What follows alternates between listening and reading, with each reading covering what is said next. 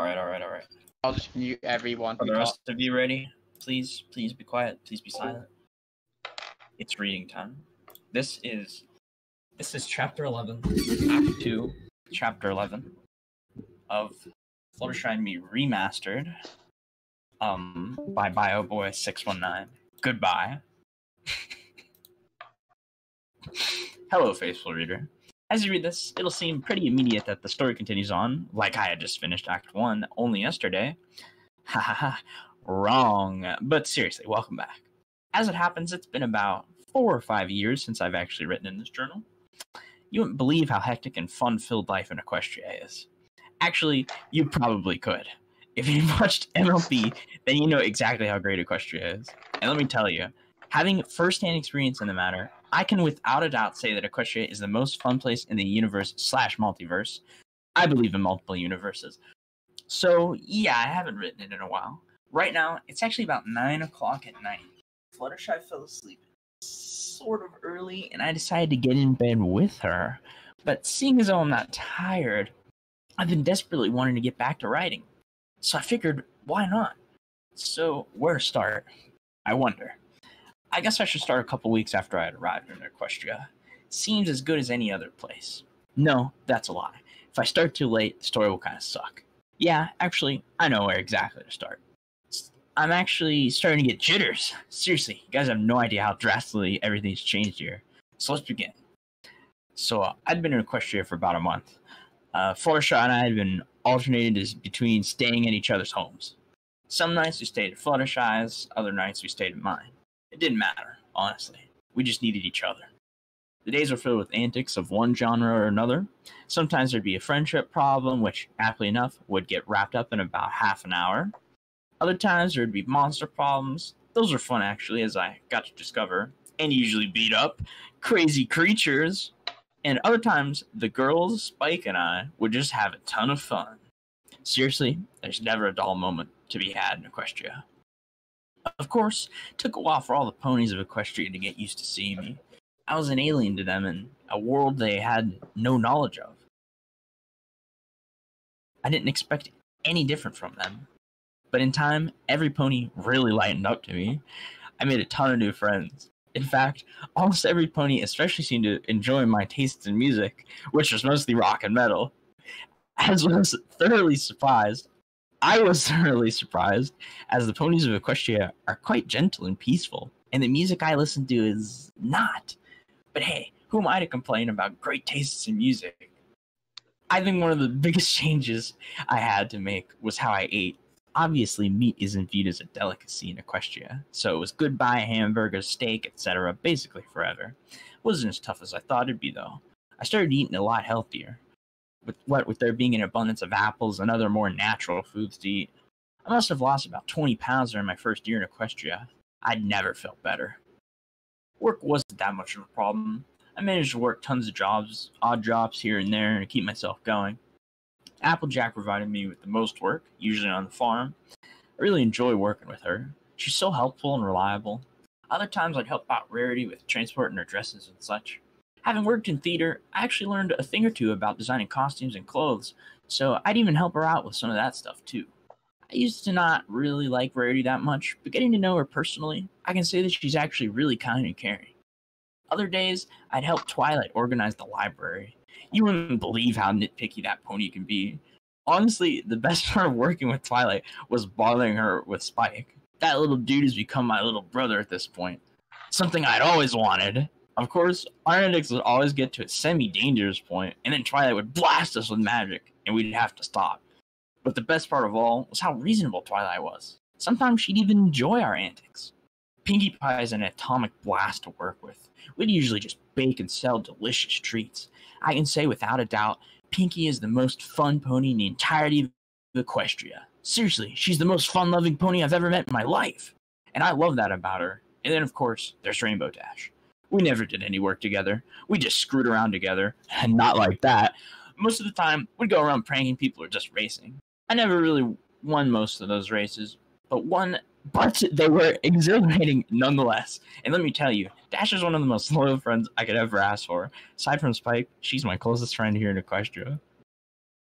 One of the more magical things that had begun to happen was the sharing of my dreams with Fluttershy. We'd already been able to do that for a while, but it didn't happen very often. Every night we'd hope that we would be able to. Luck would often let us down.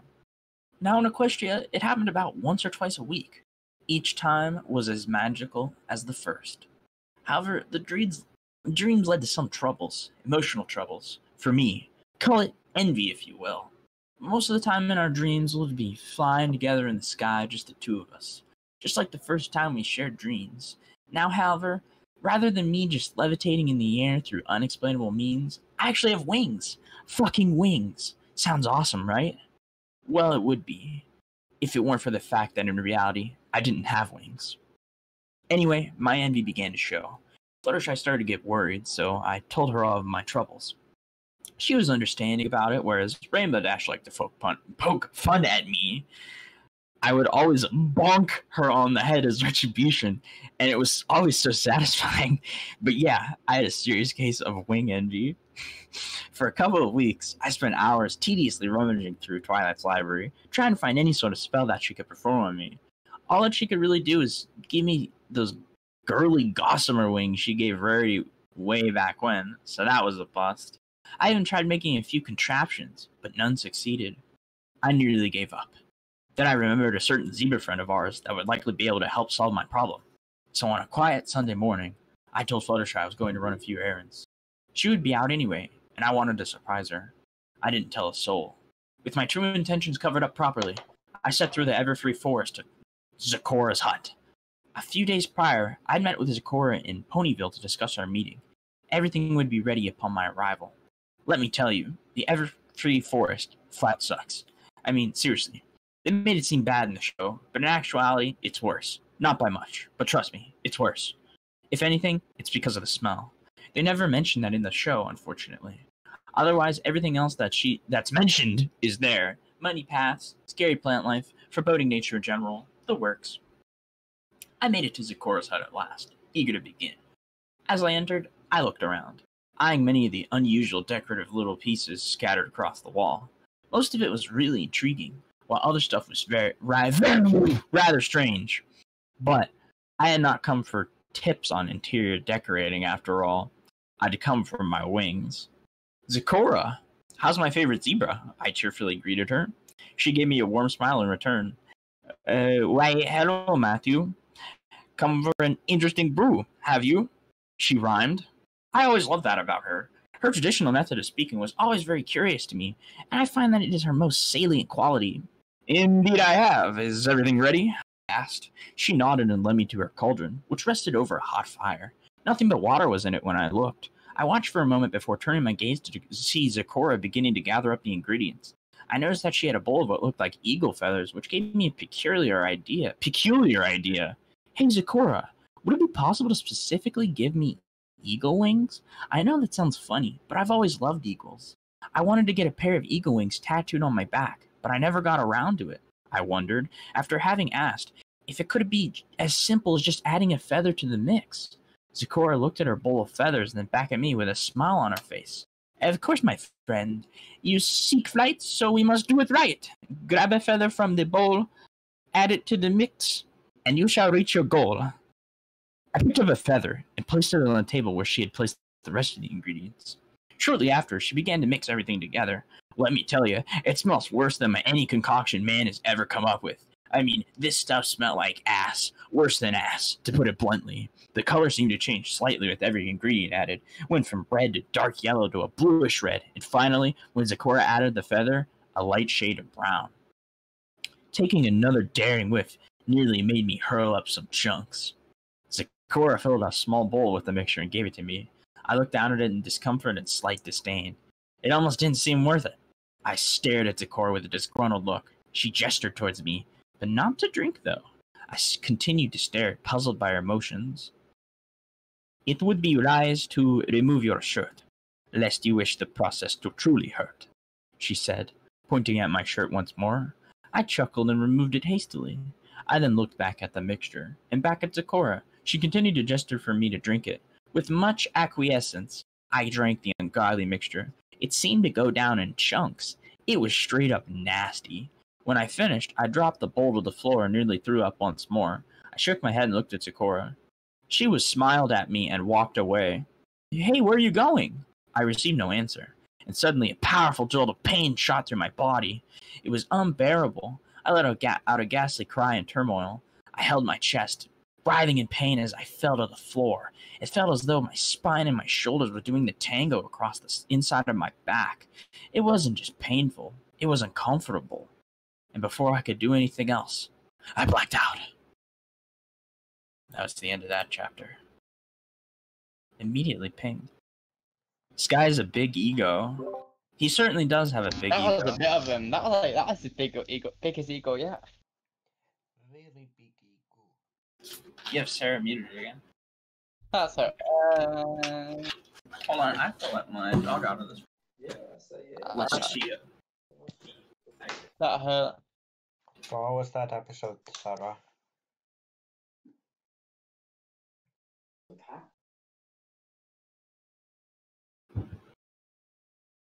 Hello? I've returned. He really does have a huge ego, though. Yeah. He's like an anime main character. You know, the one everyone just really likes for some reason. That's why I laughed at him when the bad stuff started happening to him. Because finally, it's not just good things happening to him. You really hate your old self. Yeah, well. I guess you did like the opponent for like 6 years. Yeah. I probably hate myself. Yeah. Opponent of 6 years. That's not legal, you know. That's illegal, you know. I'm pretty sure that's covered in the bestiality laws. We're just like a mentally ill man dating a pony, and like you get caught, and this is like your dream. Well, that's why I hid it from everybody, so I wouldn't get caught. Yeah, you know what I'm saying? And then you got caught. When they came to your house, it was actually just the police. You don't know what you're talking about. You're just lying. All right, here we go. I'm gonna do the next chapter. Okay. Chapter 12, Act 2, Chapter 12. As I started to come to, I felt exhausted and nauseous. I woke to find myself in Sakura's hut, lying on my stomach on her couch. A sharp, intense pain was coursing throughout my back, and it was unbearable. I groaned in distress and let out a few disgruntled noises as I tried to lift myself up. But that wasn't happening, as the pain was far too much for me to handle. I then heard hoof steps from behind me. I turned my head as best as I could to see Sakura.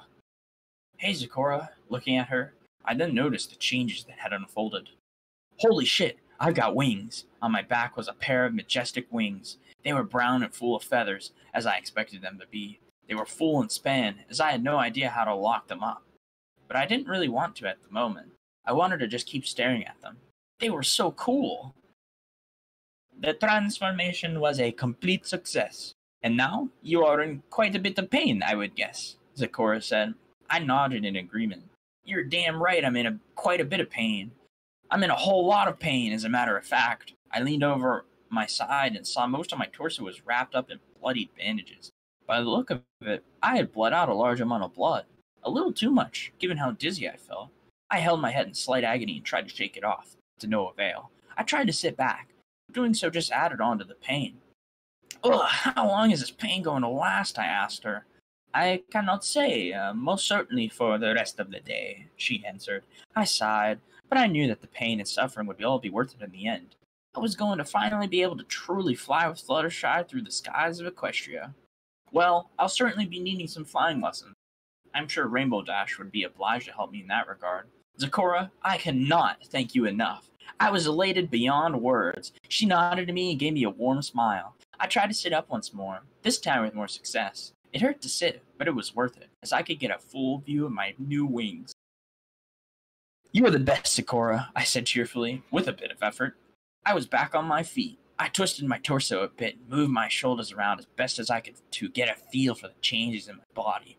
A small question came to my mind shortly after. How long are these wings supposed to last, Sakura? I asked. She smiled at me. Normally the wings last only a few months, but thanks to the eagle's feather, you will undergo this process only once, she told me. So forever, she nodded, and a smile that rivals even the Joker spread across my face. I was as happy could get. As I write these words, I still got my wings, and they're still fucking awesome. After I'd finished readjusting myself to accommodate my changes, Zecora handed me my shirt, which she had cut in 2 holes in the back for my wings. They weren't perfect, but it wasn't that much of a problem. It wasn't a shirt I really cared about, and Rarity could probably fix it up. In fact, she would wind up making holes in all my clothes that needed them. As I stood there, I started to try to move them around, which hurt extensively. I would not try to move them yet, Matthew, as it will certainly only hurt you. Wait a little longer, and you shall see. The moment will be even stronger, Zecora explained. I nodded and took her advice, ceasing all movement in my wings. I just let them be as they were. I admired them for a while longer before getting ready to leave. Again, Zecora, thank you so much. You're the best zebra ever. I offered my hand up for a fist/hoof bump. She smiled and accepted the gesture. After that, I made my way back to Ponyville, on a much better path than that Zecora had thankfully provided me with. As I stood on the outskirts of Ponyville, I began to wonder how exactly I should reveal my new wings to Fluttershy. It had to be a surprise for sure, but I wondered just how exactly I should do it. Luckily, Rainbow Dash was flying around overhead for me to catch her. Hey Dash, I shouted up to her. I got her attention, and she flew down to me.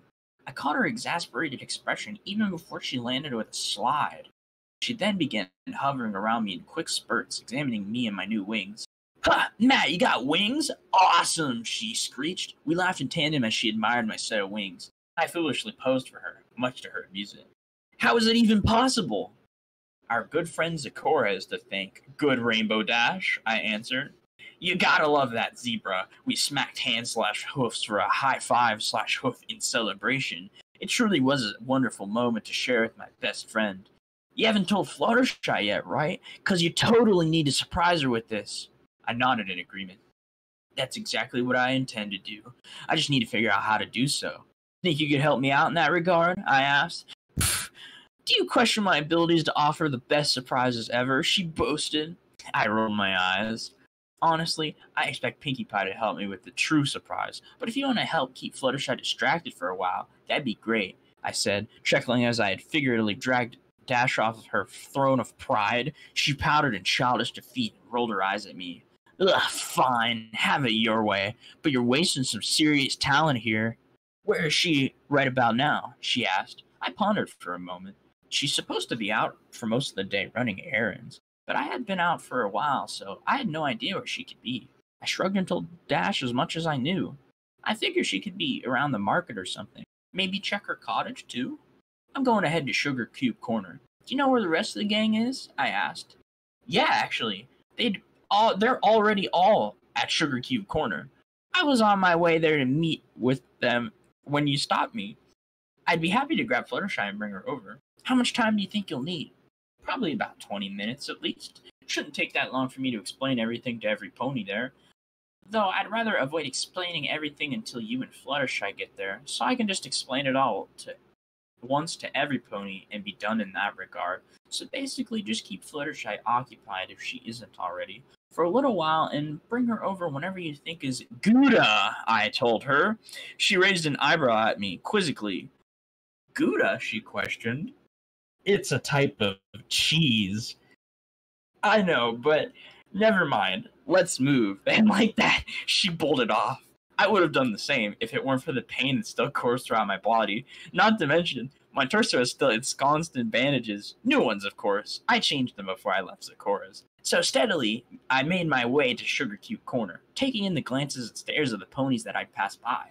They mostly seemed impressed by my new wings. Others seemed shocked or surprised by the change, as most of the ponies in Ponyville had gotten to know me pretty well by now. So as you can imagine, having wings on my back was surely a nice surprise for my friends.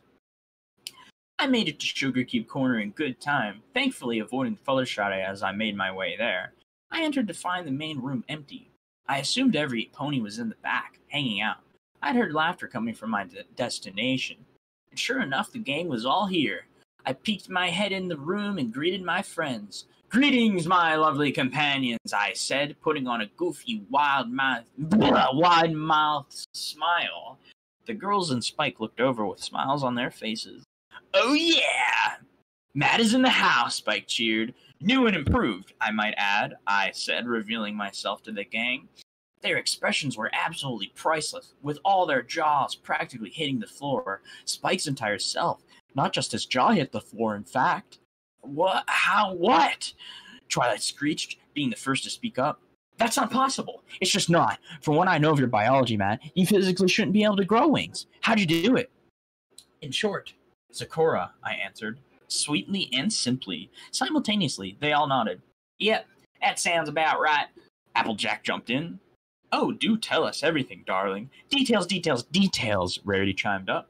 Yeah, I bet it was the most exhilarating thing you've ever felt in your life, Pinky added, jumping up and down. Seriously, dude, those wings are sweet. Did Sakura give you some magic potion or something? Spike asked. Settle, settle, ye silly little ponies, I jocularly stated. All shall be told, but we are obviously missing two of our merry little bunch. The group looked around and realized I was talking about Fluttershy and Rainbow Dash. Oh yeah, where are those two anyhow? Applejack asked. Fluttershy's out doing errands today. I bumped into Rainbow Dash on my way out of the Everfree Forest. I told her to go find Fluttershy and distract her for a while. She'll be there. They'll be here soon, I believe. I figured it'll be easier to explain everything once to all of you, am I right? They all nodded. Swaggy! Every pony shared a laugh at the sound of my uncanny statement. A couple of minutes went by of the gang just admiring and gawking at my wings. It got a tad bit annoying, actually, but then again, it always felt great to be loved and admired. Haha! Anyway, after those minutes had passed, we heard a knocking on the back door. Hey guys, it's us, Rainbow Dash called from the outside. We all froze for a moment, followed by the quick panic of getting me hidden, followed by silence. From my hiding spot, I gestured for some pony to say anything. Hey there, Rainbow. You got Fluttershy with you? Applejack asked. Yep, we're coming in. I heard the doors open, along with two sets of hoof steps. I listened as Dash and Fluttershy walked in. I peeked out from my... Who are you? Oh. Welcome. Where was I? I completely lost my spot.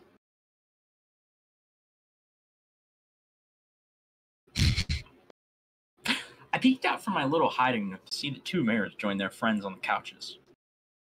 Why, Fluttershy, you look simply awful. Tiresome day of errands, I take it, Rarity asked. Looking at Fluttershy, I could see that Rarity was absolutely right.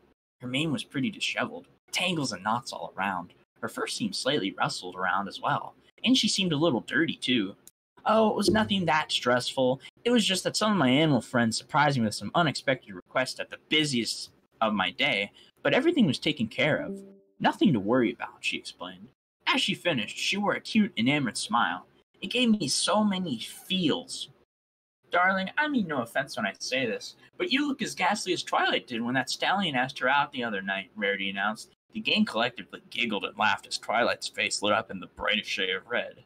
Hey, that's not funny, Twilight protested, but her pleas fell upon deaf ears as Rainbow Dash and Spike were cackling so maniacally that they were on the floor. Oh my gosh, that was hysterical. Her face when he asked her was priceless, Spike cried out, holding his sides as he rolled around. And how she completely locked up and he just walked away. I was dying, Rainbow added, and unfortunately the antics got so out of control that I couldn't help but let out a chuckle. I guess it must have been a pretty loud one, because silence fell over the room shortly after. Every pony but Fluttershy locked up. Fluttershy gazed heavily upon the point of origin. Girls, where's Matthew? She asked. They all looked at each other. I figured since our cover had been blown, I might as well make my entrance. Well, she got us. I'm over here, cutie, I said from the hallway. I presented myself to Fluttershy. Just the sight of me seemed to assuage all the stress she must have been feeling from the day. She was staring daggers at me, unable to avert her gaze. She stood up and slowly approached me. Matthew, she said. I looked down to her and smiled, a cheeky smile. Hey, I replied. I could see her starting to tear up. Before I knew it, I was twirling her around in the air, holding her in a tight hug. Oh my gosh, Matthew, you have wings? I can't believe it. They're beautiful. Yay, she squealed. It was adorable. Yep, and ow, I put her down, rubbing my torso as the pain from the transformation still lurked and crept within me. It sucked. Oh, are you all right? I'm sorry. It's fine. I just forgot that I'm not in the clear yet. I showed them all my bandages. They all looked worried, but I guaranteed that I was fine. And after that, I explained the entire experience to them. I told them of my visit to Sakura's, the repulsive concoction she made me, the pain of the changes, and how amazing it felt to have wings of my own. And last but not least, I went into great detail of how anxious and excited I was to able to be finally excited I was to be able to finally fly with the love of my life. Seriously, we need to get training as soon as possible, because you and I have got some serious flying to do, Fluttershy, I told her, wrapping my arm around her as we rested on the couch. Ha, you're gonna have to wait a while there, pal, because flying ain't as simple as it seems. But don't you worry, with me as your coach, you'll be up in the air in no time, Rainbow proclaimed. I rolled my eyes and looked back to Fluttershy. She seemed about ready to burst with tears. You alright? I asked. I just can't believe you did this for me, for us.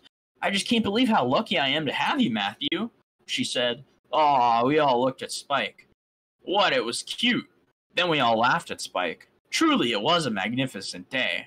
I looked back to Fluttershy and pressed my lips to her. Parting, we gazed into each other's eyes. You know how much I love you? I asked her. I think I've got a good idea, but tell me anyway, she eagerly replied. Sheesh, can you believe these guys? I mean, come on. PDA much? Pinky jeered. We all looked at her. You know what I just realized? I began. Pinky has barely spoken today. Like she's been unusually quiet. We all continued to gaze at her. She then lifted her hoof over her head and removed her skin to reveal Gummy. Huh? Every pony in the room collectively said, confused beyond imagination. Suddenly, Pinky cartwheeled into the room through the door.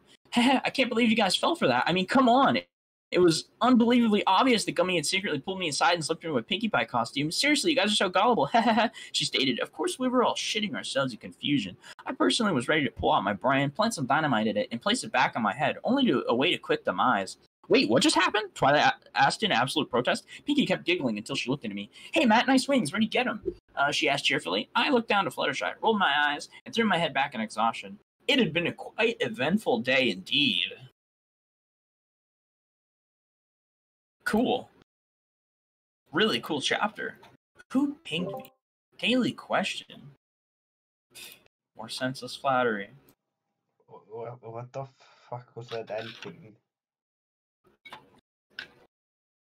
Let me read you the author's note at the end of the ending. Whoa, that's kind of crazy. At the ending, he realized that he'd literally given Pinky no lines on the chapters, so he just made up that fake ending. So, I gotta hate Pinky. I wish you would shut up and just go die now. That's so toxic. I really can't believe you just said that. You hate it. You're right. You're absolutely right. What's the next? What are we on? We are on chapter 13, Act 2, chapter 13. Okay. This is I didn't that chapter. I'm just so glad that every time something happens, it is good for our main character. I'm just so happy. Well, I'm sure something bad will happen. Something bad has. Hopefully, I'll probably laugh at him again. He obviously got like trap dog tricked by that woman. Zecora. Yeah. I know. I hate zebras. Yeah. Well, okay, racist. Of course you hate. Okay, are you guys ready? Yes. Alright. The next few days went by rather quickly. It was all a blur of training and planning. Planning for what, you ask? Why, my spreading your wings party, of course. What, you thought Pinky was gonna let me get away with growing wings and not have a party? Don't be absurd. For the next 2 days, I just stayed in mostly. Still needed to recover from the pain of the transformation. In that time, though, I was able to practice folding my wings in, which made life exponentially easier. Seriously, for the first day, I moved entirely with my wings in full spread. As well, I got adjusted to how my body felt overall now that I had come to accommodate for 2 wings on my back. They added a good 10 pounds to my overall weight. Actually, given the bone structure and all. When the proper adjustments had been finalized, I began my training. Fluttershy, Rainbow Dash, and I found a nice open space in town to practice at. Of course, the beginning stages of my flight capabilities were a complete and utter mess. At first, Dashford just had me hover in place. That I could accomplish easy enough. Hovering is as easy as jumping in the air and flapping my wings as hard as possible. With time and practice, the task would be effortless. Then, I was asked to hover over to a certain location, usually towards Dash or Fluttershy. On my first try, I wound up face-planting harshly under the ground. It wasn't pleasant in the slightest, as I'm sure you can imagine. Within a couple hours of training, I was able to perform a controlled hover. Ascending and descending were trivial as well by that point. The following days, practice mostly consisted of increasing and decreasing my speed. Oh, and the joys of crashing and crashing, let me tell ya. At the end of 4 days of training, my face was covered in scars. I'd sprained my right ankle, and if I had landed on any differently on one occasion, I would have broken my arm. So as you can imagine, flying is not as simple as birds and Pegasi make it out to be. What made it even stranger is that, when I'd first met Fluttershy, we spent a while just practicing flying. I actually managed to teach her so much, yet now that I needed the practice, I could recollect none of my lessons. 'Twas a darn shame indeed. However, the scars, bruises, and injuries were well worth it, for by the end of the week, my camaraderie of friends and I were ready to celebrate in style. Twilight had spoken to Celestia about reserving the Castle Gardens and Counterlot for our small soiree. It was a modest party, but Pinky completely over-accentuated the wing aspect of my party. Seriously, the cake, which was enormous, was in the shape of a pair of wings. The balloons were wings, every pony, even Fluttershy and Rainbow Dash, wore fake wings, and hell, even the confetti was in the shape of wings. I was ambivalent at the first sight of everything, but within minutes, I was all for it. And we partied hard. There were shenanigans all around. As we started to eat the cake, I smacked Rainbow's plate out of her hooves, to which she responded by picking up the fallen slice and slapping it in my face, while she, and Spike obviously, were laughing. I in turn ate the cake on my face, savored it, and then promptly began a cake war. Fluttershy, the enemy has opened fire. Get down, I shouted, flipping the table over on its side, with the cake falling behind it, giving us all the ammo. Fluttershy laughed and followed suit. Ah, the cake, Pinky shouted. Her cries are meaningless, as comical, fake, cake-filled war had begun. We grabbed cake chunks and began chucking them at Rainbow and Spike. The rest of the gang took sides. Pinky, on the other hand, decided to fight on her own. She attacked every pony, which was quite honestly the most unfair thing she could have done, as she dominated every pony. By the end, every pony was on the floor laughing. I looked over at Fluttershy, who was completely covered in icing rather than cake crumbs, and I licked some of it off her. This tickled her in the cutest of ways, evidently by her giggling. As I made my way to her face, I gave her small kisses on the cheeks. See what you've done, silly, she said to me. What, make this party 20% more fun? I retorted, smiling giddily. And before I could react, Pinky tackled me to the ground. You're gonna eat cake and you're gonna like it, Buster, she cried out. I was dying of laughter as she tried to shove cake belligerently down my throat. Every pony was laughing at my predicament, of course, as it seemed I was on my own to get out of this one. Eventually, I gave in to the pressure and took my punishment. Cake, seriously, best cake ever. By the end of the party, the gardens were bereft of cleanliness. Our jocular antics had left our party area a complete and utter mess. Nonetheless, we were all smiles and laughs because of them. Thanks to the magic of Twilight and Rarity, we, as well as the gardens, were all cleaned up in a short time. We wrapped up the party with some dancing and small games. When the time came to wrap everything up, we were all quite torpid, void of all vim and vigor. But it were not without joy and cheer, for we had one last special event planned. As night had fallen upon Equestria, we gazed to the stars. The luminescent satellites had always interested me, and in Equestria, light pollution was nearly non-existent. You could see the stars perfectly. It was beautiful. We all laid out on the gardens, trying to spot different constellations. We all discussed Twilight multiple times for consecutively pointing out different ones. Applejack had a knack for spotting them too, as it turned out. Spike fell asleep at one point, letting out echoing snores. We all shared a good laugh at his innocent nature. I got lost in those stars. Believe me, I was snapped out of my lunar trance when Fluttershy cuddled up with me. I wrapped my arms around her and held her close, kissing her on her head a few times. This is just perfect, she said. You got that right, Fluttershy, Applejack agreed. Girls, I can most certainly say that this is one of the best parties I've ever had, I said. We all turned our gazes to Pinky as she called for attention. Thanks, Pinky, we all said collectively. Heh, you're welcome, she responded. Heh, we could have wars like that when winter comes around, girls, Twilight added. It'd be a lot cleaner, wouldn't it? I said. We all shared a laugh before returning our eyes to the night sky. I then fell into a pensive state. I was contemplating whether or not my flight capabilities were up for a little test. If I succeeded, The result would be a moment that would live on in my dreams for a lifetime. If I failed, well, it hurt. I'd be hurt to say the least. I stood up and offered my hand to Fluttershy. She took it with her hoof and stood up with me. What you doing? Rainbow asked. I don't know. What are we doing, Matthew? Fluttershy asked me curiously. I smiled and began to hover. Follow me and find out, I answered. I began to float up higher into the sky. Fluttershy looked back at her friends before following me up. As I continued to ascend, I looked higher into the sky and began to spin around, letting myself go and feeling freer than ever. I stopped myself at a reasonable height, allowing Fluttershy to catch up. We're pretty high up, Matthew, she said, the sound of worry in her voice. Are you sure we should be up here? More sure than I've ever been. I took her hoof in my hand and began to groggily move with her in tandem. We began to fly parallel to each other, gaining speed, which left me with a bit of a concern, as I shook a couple times trying to gain my balance, but luckily I found it, and before we knew it, Fluttershy and I were flying through the night sky effortlessly. It was as magical as I imagined it would be, both in my dreams and in the moments before actually taking action. The breeze in my face was comforting and serene, and the sense of flying was lost. It was as if I wasn't even flying, really. It felt different than flying. It was living, but in a totally different sense than what that actually means. Feelings I felt were hard to describe, but when I looked over at Fluttershy, I knew she felt the same. Woohoo! Got Madam Fluttershy! Pinky cheered for us from the ground. The rest of the girls and the awoken Spike began to cheer for us as well.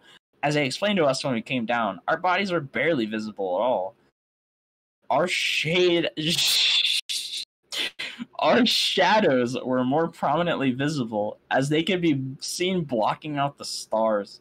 As Twilight described, it was as if the darkness of the night had come alive and was playing an intricate game in the sky. As Fluttershy and I were flying together, I pulled her in closer. Soon enough, we locked lips. It was one of the most magical kisses we ever shared. We parted and gazed into each other's eyes, caring not for where we were flying. In that moment, we had nothing to care about, nothing to fear. I love you, Matthew. I love you too, Fluttershy. Up in the dimly lit night sky, it was just Fluttershy and me. This is Chapter 14, Act 2, Chapter 14. Time began to fly by in tedium, which wasn't as awful as it may sound. Tedium in Equestria was exciting. My days were filled with further flight training, invigorating adventures, work to help sustain myself, and whatever other spontaneous occurrences would come my way. As I've said, there was nary a dull moment to be had. As time went by, however, I began to feel an emptiness. It took me a while, but when the realization hit, I was slightly loath to admit it. But I missed my family. Why would I be loath to admit missing them? Because, quite frankly, my family only added to my pain. They were all either living their dreams or more successful lives than I, and I was left feeling a sense of incompetency towards my endeavors. Of course, that all changed when Fluttershy arrived, but before then, my life really sucked, as you're probably aware of. But considering they are my family, I could never not love them. In fact, as that emptiness became more and more apparent to me, my love for them only grew. I sincerely missed them. Once I got over my negative emotions, I missed them with a torturous passion. I told Fluttershy about it, and she was always there to comfort me with her love and affection. One day, Fluttershy went out to run her usual errands. She promised that, if her hunch was correct, she'd be coming home with a pleasant surprise. I could only imagine what items of intrigue and leisure she would return with. What did she return with? Well, we'll get there. First, I should tell you of what happened during the time while she was gone. You see, one of the possessions I had brought with me to Equestria was a family portrait. It was a picture of all of us, just together for a casual family gathering. The whole camaraderie was there. Aunts, uncles, cousins, etc. I looked upon the portrait for a moment, intimately remembering the occasion. My one cousin, who was of quite a capricious nature, wound up having a hilarious mood swing during the evening. This led to the unintentionally slapping of food across the table and making a gargantuan mess. The day was filled with such merriment that it was a day I couldn't forget easily. I lifted the portrait off the wall that it rested on in the hall of my home and rested it against the wall. I sat down and put my head back, gazing upon the portrait with a sense of elation. I chuckled to myself, remembering the numerous times my family would coalesce for festive gatherings. Christmas was always the best. Something about Christmas gave us all a sense of exhilaration, more so than any other holiday or spontaneous gathering. Perhaps it was just holiday jitters, or maybe it was something else entirely that I just couldn't explain. But looking upon that portrait made me think really hard. I miss you all so much, I whispered to the picture, allowing my body to relax. Gently, I lost myself in a colleague's sleep. In that sleep, I began to reminisce old memories of my family. The first memory came in the form of my elementary school graduation. It wasn't nearly as eventful as my high school and college graduations, obviously, but it was a pleasant memory that I have somehow been able to hold on to all these years. It was a hot and uncomfortable day, and having to dress up in formal attire didn't help in the slightest. Not all my family was there, just the immediate family. As my fellow graduates and I stood for observation in the school auditorium, I spotted my family and smiled at them. I remember so vividly how proud they were of me. Sure, it was just elementary school, but whenever children or siblings do something monumental, you're proud of them for it. My family was just the same on that day. We celebrated by going out to one of my favorite Italian restaurants. And just as I was getting really into recollecting the memory, it faded and changed to a new one. Now I was viewing the day of my first performance on stage. I was in the 9th grade, and my school was putting on a production of Into the Woods. Participating in this group was the catalyst for me to decide theater was what I wanted to pursue as a career. The show was amazing, all thanks to the stellar cast and crew behind it. I watched as the cast walked out for bows. It was one of the happiest moments of my life, standing on stage, basking in a modicum of glory, and then I saw my family. Most of them, in fact, they were all on their feet, cheering for me. As the cast walked off the stage, I waved specifically to them. Their faces were beaming with pride. Just goes to show you how loyal and important family is. While I was gazing upon myself and my family, the memory began to fade again. My vision blurred with the changing memories. Now I was viewing the day of my 16th birthday. There was an eventful day. I had my entire family over, as well as a couple of friends. The party took place outside my house in the backyard. While all the adults and older members of my family conversed, my friends and I were causing an unending ruckus. Much to the dismay of my family, we were blasting punk rock and metal, and the gang and I were participating in a small, contained mosh pits. My one pal actually wound up with a bloody nose. It was hysterical, but in the end, we all gathered around the table for cake and ice cream, with everyone wishing me a happy birthday. I couldn't wish for anything more than being happily surrounded by my family and friends. My vision faded and cleared up once again to see a new memory. This time, the day of my high school graduation. The day was as disgusting, in terms of heat, as my elementary school graduation, but thankfully this graduation was taking place in the air-conditioned gym of a local college. I was all gussied up in my cap and gown, and I felt like I could take on the world. The ceremony went on as planned, and when it came time to accept our diplomas, my heart was soaring. My class went up one by one, and when my name was called, I could hear the cheers of my family from the large crowd. I laughed to myself as I walked down the line of district officials, shaking all their hands appropriately. As I exited, I actually passed my family and offered them a juvenile cheer, much to our amusement. Aside from the crippling heat outside, it couldn't have been a more perfect day. Once more, my memories changed and contoured before me. I was in Las Vegas now, observing my family's celebration of my 21st birthday. That was a frivolous time indeed. Finally being the legal drinking age in the U.S., I intended to partake in the drinking of many spirits and devouring of many libations. It was a true night of debauchery. Unfortunately, no sex was to be had, although that probably was a good thing now that I think about it, but nonetheless, my family had a grand old time. They certainly weren't proud of me on that night, but we were all having a fun. And that's all that mattered to me. My next memory was oddly not of my family, it was a memory of Fluttershy. My first memory of Fluttershy. I observed myself walking down the street of my home, passing the dumpster that would hold my future in it. I watched myself peeking inside it to find a young Fluttershy, scared and out of place. I saw my younger self take her in his arms, carry her back home. It was heartwarming and quite moving, looking back on it. But as I watched the scene unfold before me, I wondered why I was seeing it, as all my previous memories were of me enjoying my time with my family. Also, the memories of my high school graduation and my 21st birthday took place after I found Fluttershy. It seemed out of place. And then I realized Fluttershy was a part of my family just as much as the rest of them, and seeing this memory reminded me of that. Seeing it after all the other memories of my family made me realize how important she was to me. She'd been with me through so much of my life. She was the one to help turn my life around, and I owed so much to her. I thought to myself that when I woke up, I was going to show her as much gratitude and love as humanly possible. Looking back at when I first met her, I never would have expected our lives to arrive at where we are then, or where we are now for that matter. Putting it simply, it was beautiful to be shown all this. It was calming and serene. And then I began to wake up. Or rather, I was awoken by a fearful Fluttershy. I heard the door to our home open, and a moment later, I heard her hurried hoof steps moving towards me. She was by my side with her hose on my shoulder.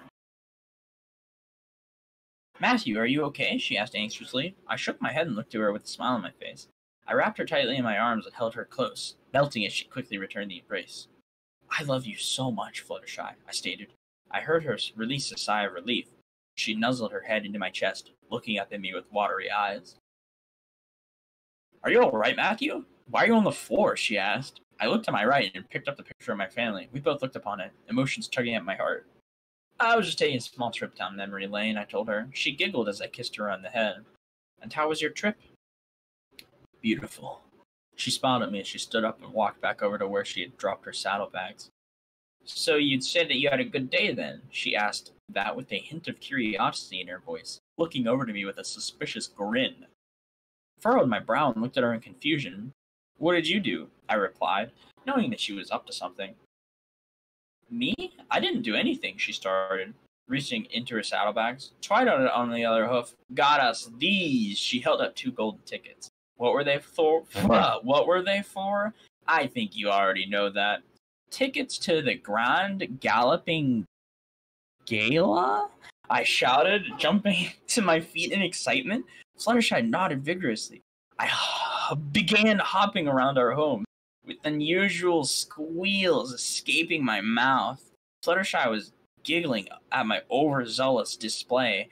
"God, I love Equestria!" I exclaimed. Fluttershy burst out into full laughter as I surprisingly picked her up and spun her around. I planted a passionate kiss on her lips and held her close. Okay, I understand you're excited, but Matthew, please, I need to breathe," she protested, still laughing at me. I put her down and continued to spin around like a maniac.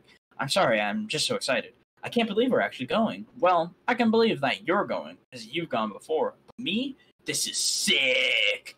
I finally calmed down and sat down on the couch, smiling contentedly with my shenanigans. Before being complete, Fluttershy sat next to me and kissed me on the cheek. "Only 3 months to wait, my love," she said, resting her head on my shoulder. I sighed in bliss and wrapped her in my wings. I kissed her on the head and she nuzzled herself in my embrace. For the rest of the day, we just relaxed and enjoyed each other's company. What could be better than that? That is the end of Act 2, Chapter. Honestly, this should be like a bad thing I would have wrote, or like something what came out of AI Dungeon. Out of AI Dungeon. It really, I think AI Dungeon would have done a way better job than this. It would have been less cringy and less. What do you think? It sounds like a really young kid wrote who's like never had a girlfriend, never, not. There's no way that person who wrote. What are you expecting? It's a fan fiction. It's a self-insert fan fiction. Like I'm expecting quality. I'm expecting quality Fluttershy You should fan not be fiction. expecting quality. And as someone who's read lots of fan fictions, this is actually quality. Better than compared most. to like, there's way worse shit. There's way worse shit. How he's so egoistic about himself. We should not be accepting this lowest common denominator of MLP fanfiction. We should be aiming for the stars. We should be aiming beyond the stars. We have set the bar. I mean, if you guys want to read a 10 out of 10 fan fiction, you got to read 50 Shades of Grey. Guys, It is. It's a fan fiction. It was a Twilight fan fiction. 50 Shades of Grey was a Twilight fan fiction. It's a Twilight. No joke. It's bad. I have that. It is not good. I don't have that book. Guys, I know the book. continue reading the story. No fan fiction is ever good. I don't know what you're expecting, Ryan. Oh, you're okay. We are reviewing it. Okay. Okay, here we'll do the next chapter. This is chapter 15. This is Act 2, Chapter 15. Chapter 15, Act 2, Chapter 15. I don't know why he says it twice. Say it one more time. I swear. Chapter 15. The weeks between then and the gala, is that how it's pronounced? Passed by quite rapidly. This was mostly in part because our days were filled with planning for the event. Most of our time was spent with Rarity because, knowing her, she wouldn't let us get away with attending the gala without the finest garb. I was in a special focus, as Rarity had to create a design that no pony in Equestria had ever created before. Though in the end, while she was astounded by her work, all she'd really made me was an average suit. But to be fair, it was the first of equestrian style, so Rarity was rightfully commended for her accomplishment. As for the rest of the girls, they were outfitted with beautiful outfits of their own. Spike even outfitted with a snazzy little suit of his own. And while I'm not trying to be biased, Fluttershy was the prettiest. Her dress was much like the one from episode 26 of MLP Season 1, except there were slight nuances to it. The train of her dress wasn't as long, and the butterfly adorning her chest was now connected to the train. Rarity incorporated more pink into the dress as well, making it much more colorful. The minutiae of Fluttershy's dress were perfected to a T, and the same could be said for all the girls' dresses. On the evening of the gala, we don't know, the magic was in the air from the moment we got ready to get ready. From the moment we got together to get ready. When we were already and gussied up, we took some pre-gala gala pictures as if we were going to prom. A majority of those pictures were of us performing vivacious actions with crazy expressions upon our faces. A particular favorite is me trying to lick Fluttershy's ear, with Pinky trying to stop me with cake. And to think, the night hadn't even truly begun yet, and here we were, already having a blast. Twilight used a beneficial spell to help us acquire a means of transportation to the gala. It was much like the spell used in episode 26.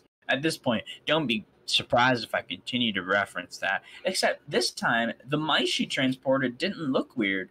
We had a solid means of transportation, right? The entire ride to Canterlot, our carriage was filled with tumultuous excitement. We would joke around, playing contained jokes on one another, and playing loud music. Arriving in Canterlot, the sun was gone from the sky, making way for the moon to gleam brightly in its place. When we reached the castle, we found it littered with lights, decorations, and ponies. Every pony was dressed up in the finest of gowns and suits, and from outside the castle, you could hear the booming music from inside. Piggy hopped right out of the carriage and cheered excitedly. We're here, we're here, we're here! I can't believe this is happening! Most exciting thing ever, she cried out. The rest of us followed her out. Pinky, we pretty much come here every year. What's so different about this time? AJ asked. Well, it's Matt's first gala/gala. And I mean, come on, it's the ground galloping gala/gala. Pinky retorted cheerfully. She's got a point, AJ. It is a pretty awesome night, Rainbow Dash added. I think awesome might be an understatement, Dash, I said. I mean, I know we've all had our fair share of exciting moments and get-togethers, but I have certainly never had one like this. There really isn't any other time or place like the gala/gala to be with friends. Fluttershy started to giggle. What? I protested. Nothing. I just love it when you get all sappy like that. It's cute, she answered, giving me a peck on the cheek. I rolled my eyes with a smile, giving her a little bump. All right, you two, knock it off. Save it for later. I think it's time we do what we came here to do, AJ stated. Oh yeah? What's that? Spike asked. I think I know the answer, Twilight interjected. We all looked to her in anticipation, enjoying a nice, relaxing evening with each other at the gala/gala. We all deadpanned. Funny, I said, with a fake laugh. Aren't I? Now come on, every pony. Let's party, she cheered, and it was into the gala/gala we went. The castle was as beautiful as the inside as the castle was as beautiful on the inside as it was on the outside. Fancy party ponies, gorgeous, if a bit copious, decorations, appropriate lighting, and loud pumping music to go along with all of it. I guess Celestia had improved the standards of the gala/gala since the first debacle the girls caused. Good thing, too. Otherwise, I probably would have skipped out on the night altogether. We made our way through the main entrance hall. Making our way to the dance hall, we were greeted by the princess shortly after we entered. Princess Celestia, Princess Luna, Twilight was first to speak. Hello, Twilight, and hello to all your friends as well, Celestia greeted. We all exchanged short bows with the princesses. Ready for what the night may hold in store? I sure hope so. We all know how out of control everything can get when we show up. True, especially considering we have a new arrival this year. Celestia winked at me. Are you accusing me of being a problem? I jokingly questioned. Celestia giggled with her sister. Perhaps I am. I guess you'll never know. Please enjoy yourselves. All right, let's party, Pinky cheered. In the blink of an eye, Pinky was gone, surely now in the dance hall. We all laughed and followed suit. As we entered the central ballroom, many of the ponies were already enjoying themselves. Thanks to the antics of the girls their first time around, the gala/gala was now much more lively than it usually was. The band was playing more upbeat music, ponies were actually dancing, and the food had a larger variety of choices. A few of Applejack's treats were being served surprisingly.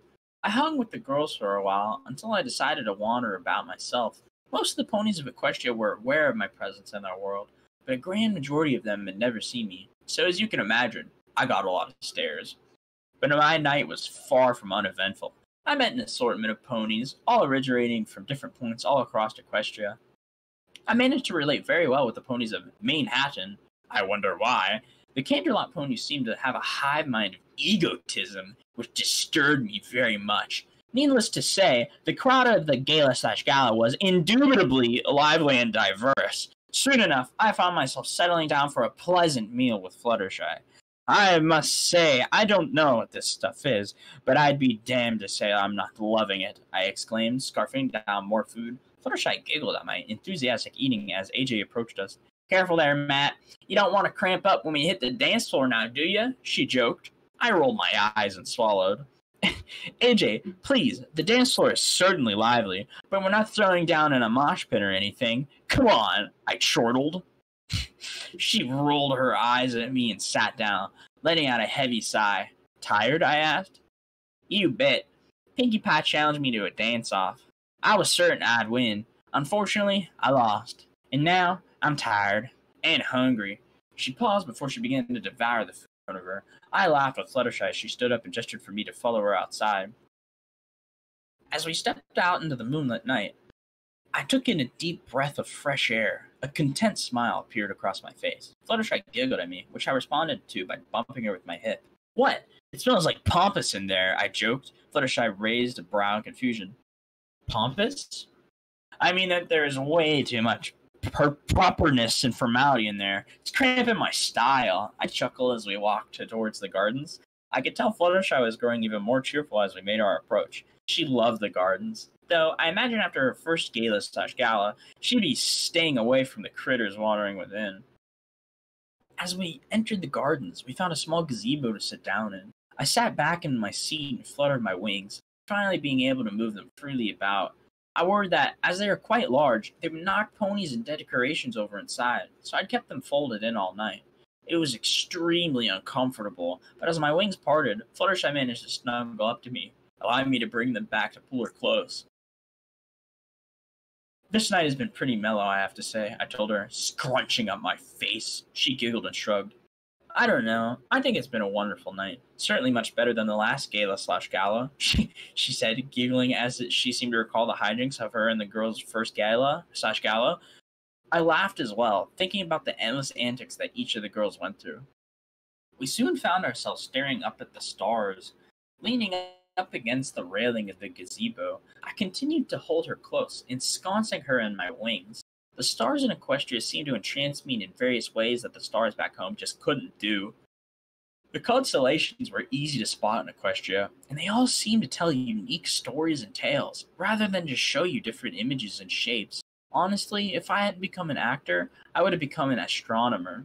You know, it's nearly impossible to get a view like this back home, I said, chuckling. Fluttershy looked at me with a concerned look. I looked back at her, my brow furrowing in addled confusion. Matthew, do you miss your home? Do you miss home? Your home, I mean? She asked. Why do you ask? Well, only that you've been very reminiscent lately. It seems that you've been thinking very much of your home back on Earth. You miss your family and friends. You miss the things you used to do. She paused, her concern becoming ever more apparent as she turned away. Fluttershy, are you worried that I'm going to leave you? She jumped to reply. No, not at all. I worry for you. I don't want you to be sad. I can't stand it when you're sad. It almost hurts to see you disappointed or unsettled. I just want you to be happy, she sniffled, her eyes beginning to get watery. I turned to her and put my hands on her shoulders, urging her to look at me. Hey, look at me, she did after a moment of hesitation. I smiled into her eyes. I'm as happy as I could be. I've got you, the girls, Spike, and many others in Ponyville who care for and adore me. I'm living in the most beautiful and magical place in the universe, and there's nowhere I'd rather be than right here, right now, with you. I love you, Fluttershy. Don't you dare think for a moment that I'd ever leave you. I'd sooner end my own life than leave you. Poor choice of words, but you get the point.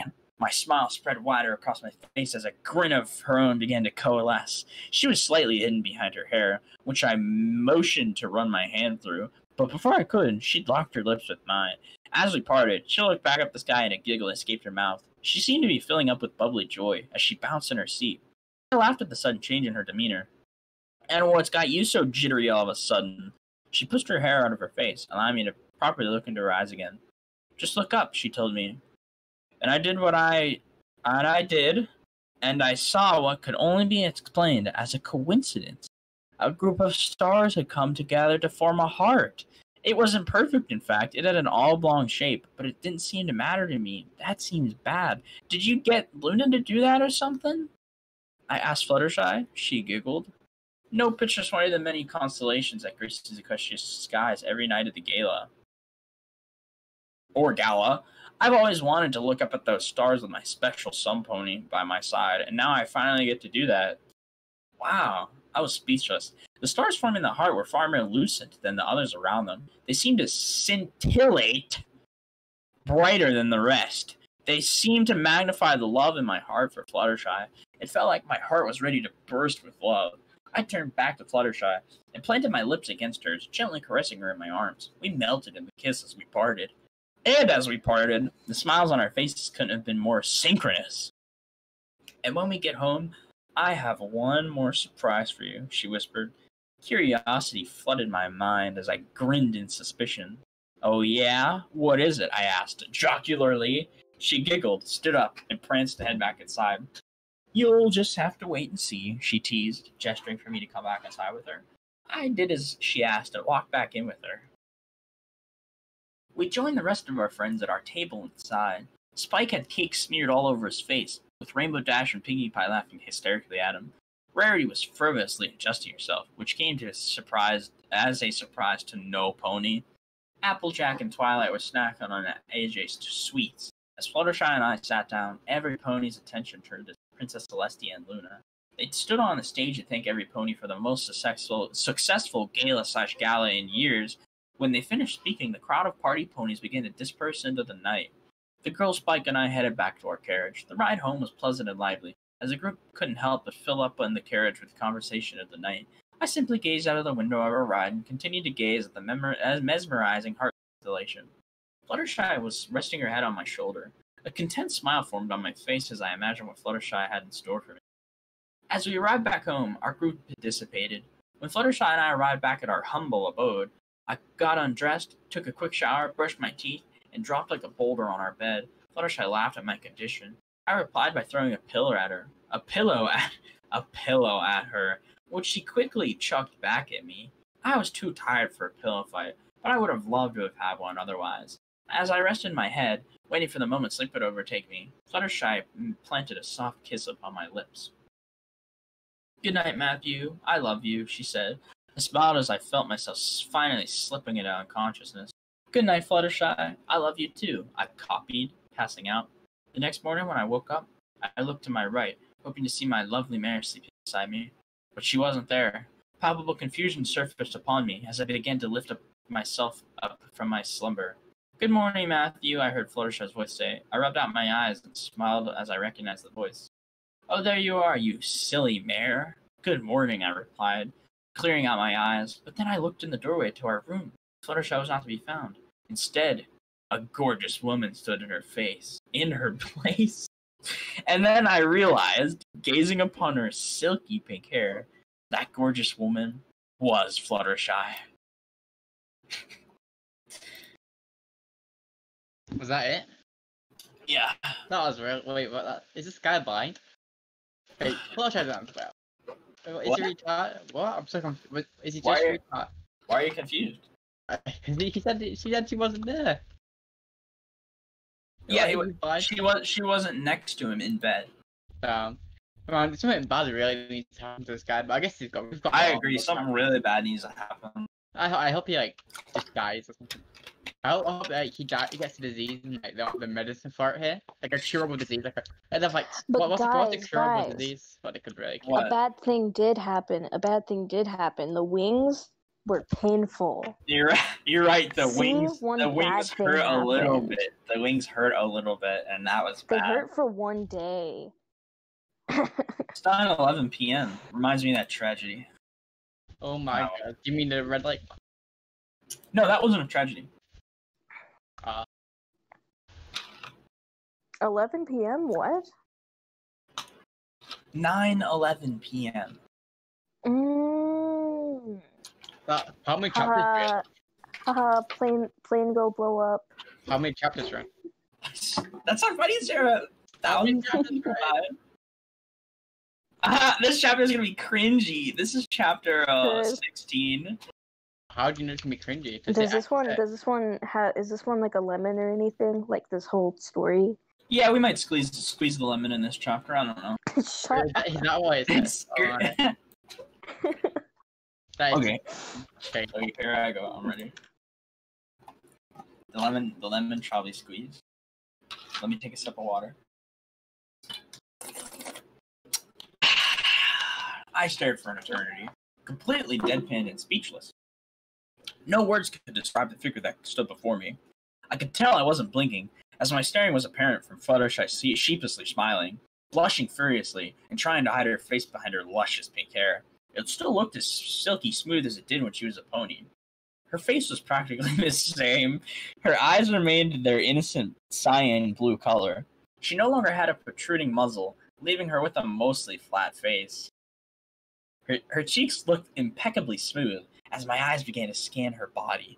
First thing I noticed was her yellow feathered wings, and then I realized that she was naked. So before I go any further, I'd just like to make it clear that by this point in looking over the new Fluttershy standing before me, I'd already begun questioning myself mentally. Was I dreaming? Was this really Fluttershy? Had I died and gone to equestrian heaven? Numerous questions contorted in my mind. Continuing on, I began scanning Fluttershy's naked form. Just to show you how perverted I am, my eyes unfortunately darted straight to her chest. Whoever it was that started the idea of human Fluttershy having large boobs got it right on the nose. Her breasts were at least a double D. I found myself unable to look away for a couple of moments. Yeah, laugh it up. Continuing on, Fluttershy's form was curvy and slim. It was actually heart-stopping. She was so damn beautiful. Her arms were well proportioned to the rest of her body. I can imagine that her touch was serene and tranquil, to say the least. I then quickly glanced over her feminine area. After having given the once-over, I then locked my eyes with hers. Finally, I spoke, or rather, I made a noise. I droned stupidly. Fluttershy giggled, her shoulders raising shyly as she locked her hands on her back. What do you think? She asked, still trying to hide behind her hair. A shiver ran up my spine as I was still trying to compute everything that was happening, which really wasn't a lot, thinking about it now. I remained speechless for another moment. I was snapped out of it when she began to wobble, surely having no understanding of how to stand on 2 feet. I rushed to her side and helped to steady her. Whoa there, I chuckled. I smiled at her, and she smiled back at me. Fluttershy, what? How'd you do this? You're beautiful. How'd you do this? I hurriedly asked her, the smile on my face uncontainable. She blushed even harder then, but continued to smile back at me. Well, I'd been thinking about doing this for a while, actually. I told Twilight and the princess about it, and they thought it would be a great idea. I thought it would bring us closer together. When she said that, a squeak emitted from her lips, and she turned away. I helped her over to the bed. We sat down, and I put my arm around her, holding her close. How did you even get up and out of here if you can't really walk? I questioned, chuckling to myself. It wasn't easy, she giggled. Sort of complicated. Not really, I suppose. When you fell asleep last night, I snuck out and headed over to Twilight's. She and Princess Celestia were waiting for me. They cast a spell to change me there. I guess the change took a lot out of me because I woke up here a while after. I actually had to crawl out of the room. My walking was that bad. We shared a quick laugh before she continued. Then all that was left was to wait for you to wake up. I had no words. So, is this permanent? I asked. She nodded. Celestia told me that this was a one-way trip, so to speak. Can't go back to being a pony, at least not for a long time. But I don't want to go back. Why, Fluttershy? What made you think to do this? She shrugged and flashed a cute smile at me. I don't know. I just always felt like there was something unspoken between us about being so drastically different. I felt like there was a level of discomfort because of being different, I mean. I'm not really sure, she said. Fluttershy, I didn't fall in love with you because of your body or because you're a pony. I fell in love with you. I thought you felt the same, I told her. I do, Matthew, I promise you. It's hard to say. I don't really know how to say it, truly. It's just She tried to speak, but she only seemed to be able to utter incomplete phrases. I smiled and pulled her in for a kiss, which indubitably took her a bit by surprise. You could hear a calm moan emanate from her. As we parted, our eyes locked, and a smile crept upon her face slowly. You're not angry? Angry? Why the hell would I be angry? I questioned jocularly. Believe me, Fluttershy, I know what you're trying to say, and you're right. There definitely was an unspoken discomfort between us, but I don't think it would ever matter. I certainly didn't care that much, but I can say without a doubt that I feel my phrase would remain incomplete with nothing more than a breath escaping my mouth. You feel what? She asked, her face getting closer to mine. I love you, I said, kissing her again, this time far more passionately. We held that kiss for several seconds, and as we parted, her breathing was heavy, as was mine. I love you too, she said quietly to me. We did nothing more than sit there and smile contentedly at each other. After about a minute of simply staring at each other, I broke the silence. I have to say, I think you're 100 times more beautiful like this, I admitted. We both laughed in unison. Please don't take that as an insult, I added. She continued to laugh. Why would I? She inquired. I don't know. I just don't want you to think that I didn't think you were beautiful before. She rolled her eyes at me and then kissed me once more. I let out a deeply content sigh as we continued to gaze into each other's eyes. I then remembered her nudity. Oh, yeah, hey, just so you know, you're naked, she exclaimed. She examined herself and then quickly covered herself with the comfort of our bed. I'm sorry, she squeaked. I couldn't help but laugh at her newfound embarrassment. It's quite alright, you have a very attractive body, I said, trying to be cautious of the situation. But, we definitely need to get you clothed. Like, immediately. We laughed together once more. Yeah, sounds like a good plan, she agreed, nodding a leg down. First, I'm taking a nap. I chuckled once more and rolled my eyes at her. You nap, I'm hungry. I'll be having breakfast. Just give me a holler when you care to join me. You bet. As I ate my 2 warm waffles, I wondered at how different things were going to be now. Fluttershy took a huge risk with what she did. I mean, I guess it wasn't so much as a risk as it was a drastic change in her life. I kept telling myself that it was an unnecessary change, but deep down, I was unbearably happy about it. It was more than a simple change of appearance. It represented a big step forward in our relationship. Things were going to be different, no doubt for the better, and a part of me couldn't help but feel our lives were moving closer and closer towards something big. Equestria will soon be raided by the newfound human population, which will kill and oppress the ponies of Equestria and take it all over. At Chapter 17, Act 2, Chapter 17. Jesus Christ. Sorry. So life went on as you might expect. The days following consisted of mostly teaching Fluttershy about being a human. Taught her how to walk, how her biology worked, how to properly use her hands. I even taught her how to fly again. She needed help with that, given that her human form was drastically different from her pony form. So Dash and I trained her to fly like I do. It wasn't too difficult, though. After about 2 weeks, Fluttershy was a full-fledged human, and she couldn't have been more ecstatic about it. In fact, the night after we finished the last bit of her training, she approached me with a very intimate request. I'm sure you can put 2 and 2 together. If you can't, well, you're lost. Jump a year and a half later, our relationship was at its peak. Like, life couldn't have been better. Every day brought about something new. Even on days when nothing eventful or exciting would happen, the days were never boring or lagging. Life was moving so fast. I could tell at this rate, I'd have to pop the question sooner or later. There was just one problem. I can't fucking do it. I'm scared out of my mind. Dash, how do I do it? I screamed to Rainbow as we flew through Ponyville. Dude, calm down. You're thinking about this way too much. Fluttershy loves you more than anything. What makes you think she'd say no? I'm not worried that she'll say no, not to sound cocky, but I'm positive she'll say yes. It's just that I want to do this properly. I want it to be perfect. I think that's the wedding you're talking about now, buddy. They're both vital. I can't do this, Dash. I was met with a swift hoof to the cheek. Pull yourself together, Matt. Ponies are starting to stare, and you're embarrassing me, she chided. I'm sorry. I guess I'm really just thinking about this too much. I just want the best for her. She means everything to me, and I don't want to ruin this for her. You won't. I have faith that you won't buck this up. Besides, even if you did, she'd still say yes. We landed on the bridge, overseeing the lake a moment later. I draped myself over the side of it like a rag doll. I know. It's tough. I'll pull through, I moaned. I felt ready to throw myself on the water. Oh, Rainbow Dash Matt, guess what I've got? We heard a voice cheering from close by. We both looked to see Pinkie Pie hopping our way with a platter of cupcakes on her back. Spike was following her close behind. What is it? Rainbow asked as the two approached us. Sapphire gem cupcakes, the best cupcakes ever, Spike answered excitedly. He took a cupcake from the platter and scarfed it down in one bite. Don't you make these every so often, Pinkie? I asked. Yeah, Spike just likes to over-embellish every time I make them, but please take a cupcake, my friends.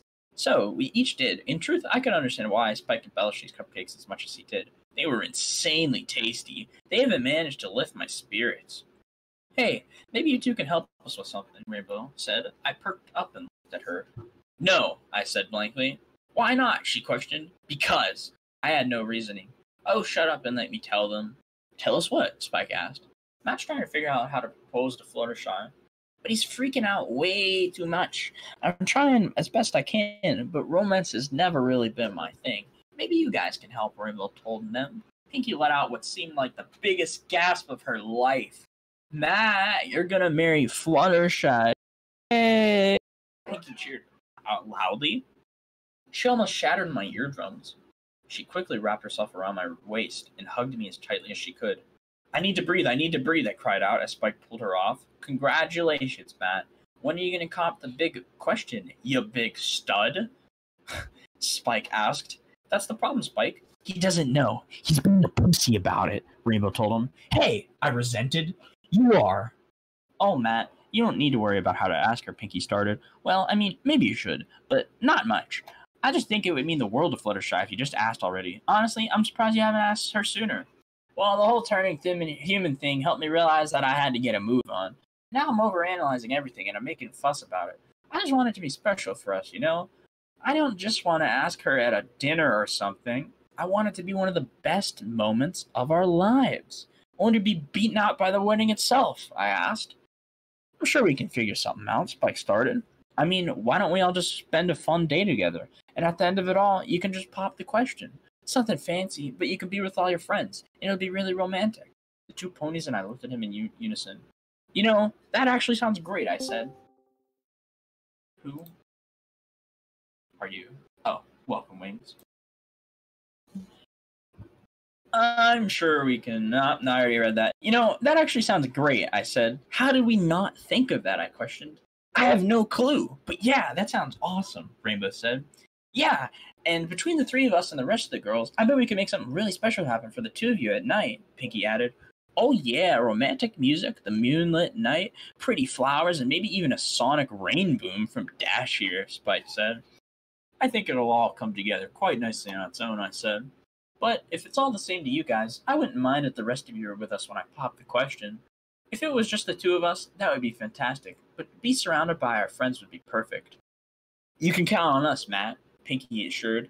Yeah, no way we're gonna miss out on this, Rainbow said. So now that we know when you'll ask her, what's next? Spike asked. Well, I guess we'll just have to pick out a date in the near future. Once we've got that, we can figure out what we want to do. I'll probably have a bit of extra work to do, seeing as though I need to find a ring for Fluttershy. Any solid jewelers in town you guys might know about? I asked. I'm sure Rarity can help you with that. I think she's into romantic stuff like this more than any of us, Rainbow said. Well, you're not wrong. I'll talk with her about finding a ring. She is the generous one, isn't she? Spike mentioned. Truth. So, I started wiping my hands together. Now what? No pony said anything right away. We all just kind of stared at each other. Anything? Didn't you just give us a game plan? Rainbow asked. I shrugged. I mean, like, for the immediate future. Like, right this very minute, you know? I questioned. Maybe we should just act like nothing's going on. Make it seem like everything's on the up and up, Spike said. I mean, technically everything is on the up and up, Spike. We're not doing anything wrong, I said. Yeah, but we're being all sneaky about it, he said, pretending he had a cape to cover himself with. We all laughed at that. But seriously, do we want to tell the others? Aside from Fluttershy, of course.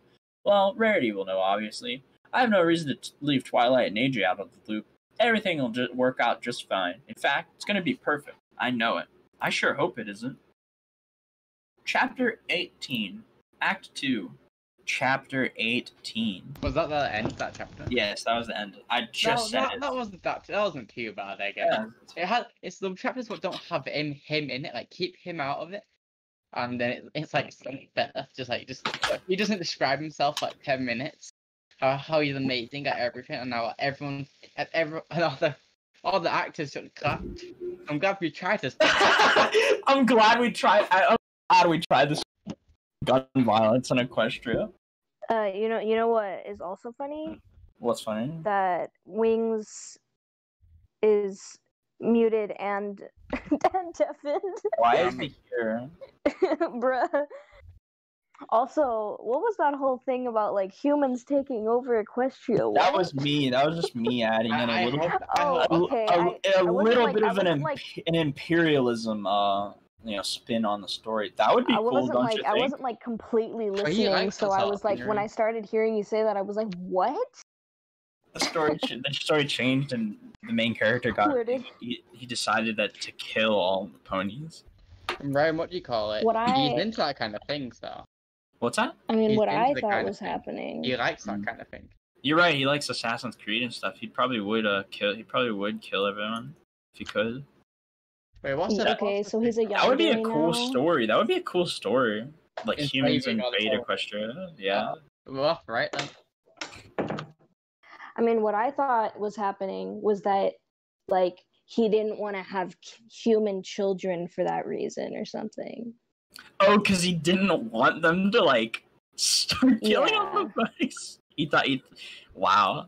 Well, he just gets race wars. He starts a race war in Equestria. All the zebras and stuff start fighting the ponies. All the humans too. It's terrible. No, it's not a race war. It's a literal species war. That'd be crazy. Well, My Little Pony taking a different turn. We'd absolutely smash them. We gotta be honest. We'd absolutely smash them. Yeah, we would absolutely kill them. Those like weak, sucky. They're ponies. They're not even real horses. Though, so yeah, they do have. Magic. What can magic do against a bullet, Sarah? Do they have any bullets, Ryan? They have to make them. We know how to make them though, so we can just make them ourselves. He doesn't. The one, like freaking Matthew. If you know the concept, you can figure it out. It's not too hard. It's a brass casing, and then you put some sort of explosive into it, and you need a firing pin, of course, or not a firing pin, but you need something on the back so that it'll spark. I just don't get why he doesn't just turn himself into like a pony. Like what's so hard about that? Because if he does that, then I can't put myself in his shoes, and I cannot be dating Fluttershy. Ryan. That's probably the only reason you can't self-insert if the character is no longer human. But it's not self-insert. It's not. You just said it was self-insert when we were talking about how bad it is. When I mean self-insert, I mean that it's him. Like the writer, it's a writer self-insert, not like you, the reader self-insert. Exactly. Two different self-inserts, right?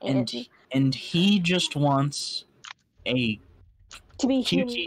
Right. He just wants a QT 3.14 human GF. See, this is really all he wanted in the end. He just wants a human GF, and he got it. And he got it. It's his favorite pony, but she's also human because he made her that way. It's everything he wanted. It's everything he could ever want. He created it. It's his own world. Now he doesn't have to live in reality. Now he can live in the fantasy world of his dreams because he made it himself. Isn't that great? She left. Right. Should I buy that for Redcent? What was that? Should I buy that for Redcent? Oh, okay. Should I buy it? Oh my god, Beta, what are you spending your money on now? It's Jesus. $231 if I buy it brand my new. I found it cheaper. 125. Wait, yeah. what are you talking about? The link he sent in text chat. Oh, wait. The first one is really expensive. That's still expensive too. $125. Oh my god, stop spending, like, so much money on, like, useless bullshit. Should top 4 person. Quiet. Yeah, well, at least if I had money, I'd, like, spend it on useful things, like what? a car or gas. Like a rice or cooker, rent. like a coffee maker. I think a car costs more than that. Yeah, I'd like I'm very rice maker. interesting. I'd like to get some Buy me a rice gas. cooker. Right. or a microwave The thing. only thing that I want to buy is I want to buy some new camera lenses. Let's say. You want to buy a lot of things, Beta, and I know that you're going to buy them because you Well, have zero self-control. I can't.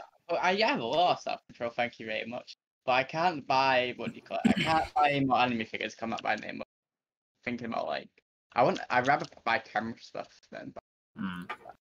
I'd like a rice cooker. What can I say? Hey everybody, And some real rice. I'll buy you one, Ryan. We'll come and we'll make a rice together in a minute. Wait, Okay. can you I'll not get fireball rice, Ryan?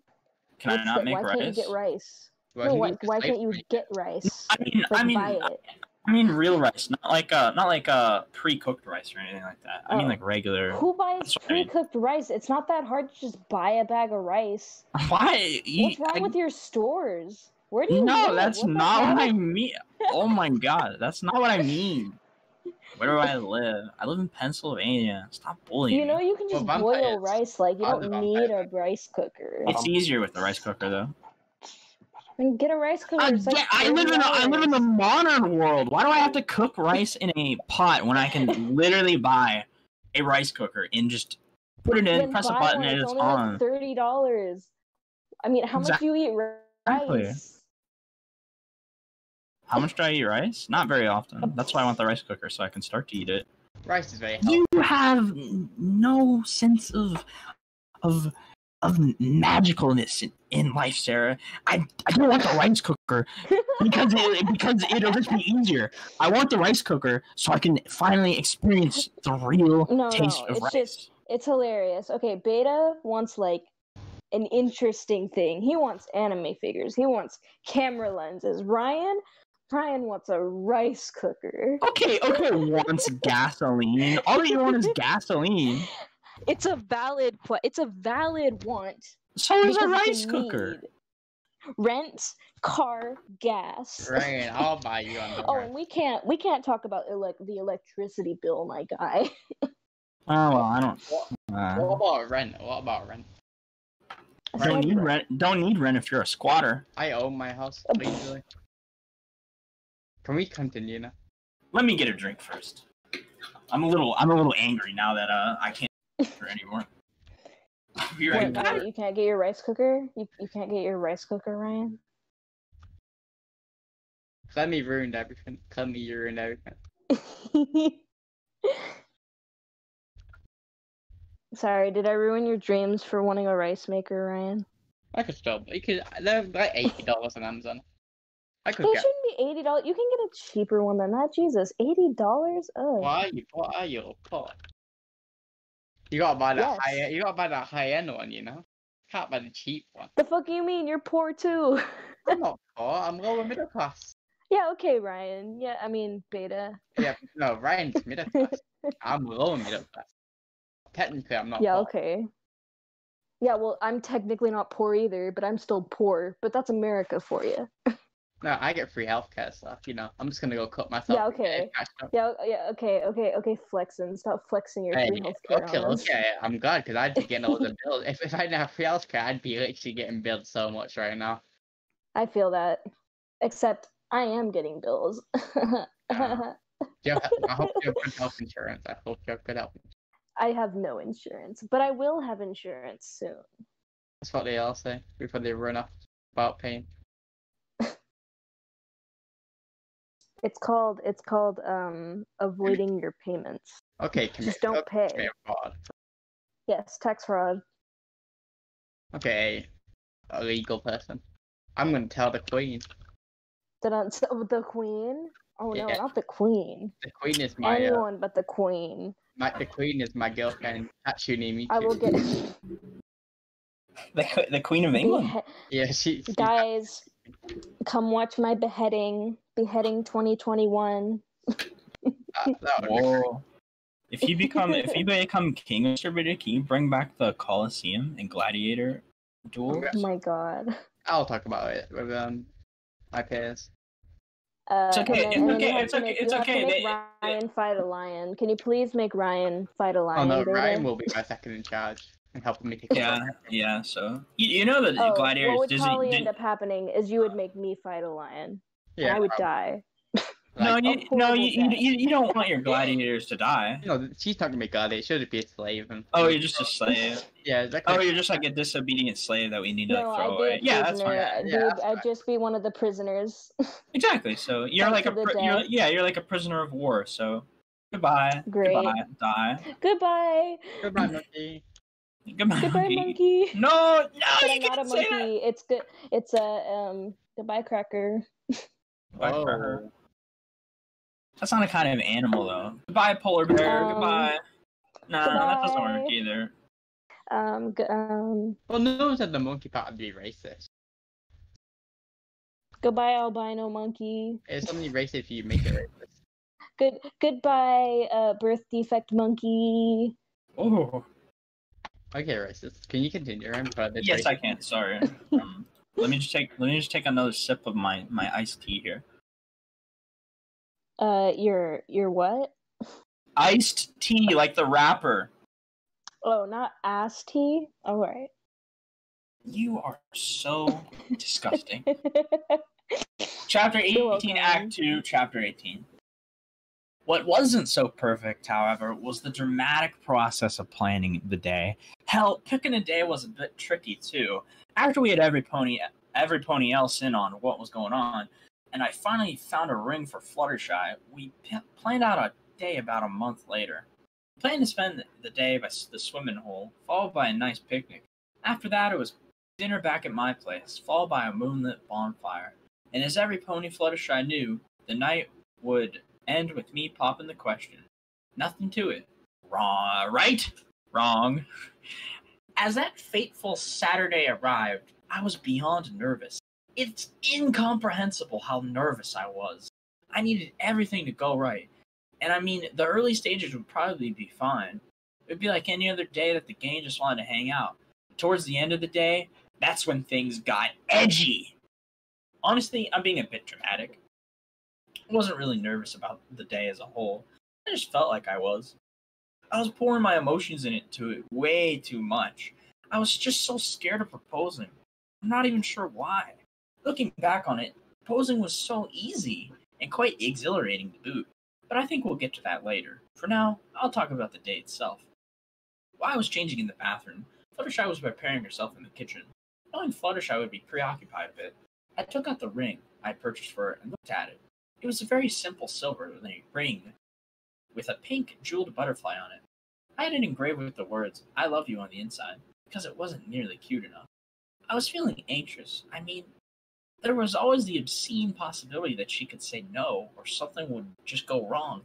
I snapped out of my little trance when I heard the bathroom door open. I closed the ring box and shoved it into my pocket. I stood up and turned to Fluttershy. "What do you think? Nice, right?" she asked, putting her hands at her sides and giving her short dress a small twirl.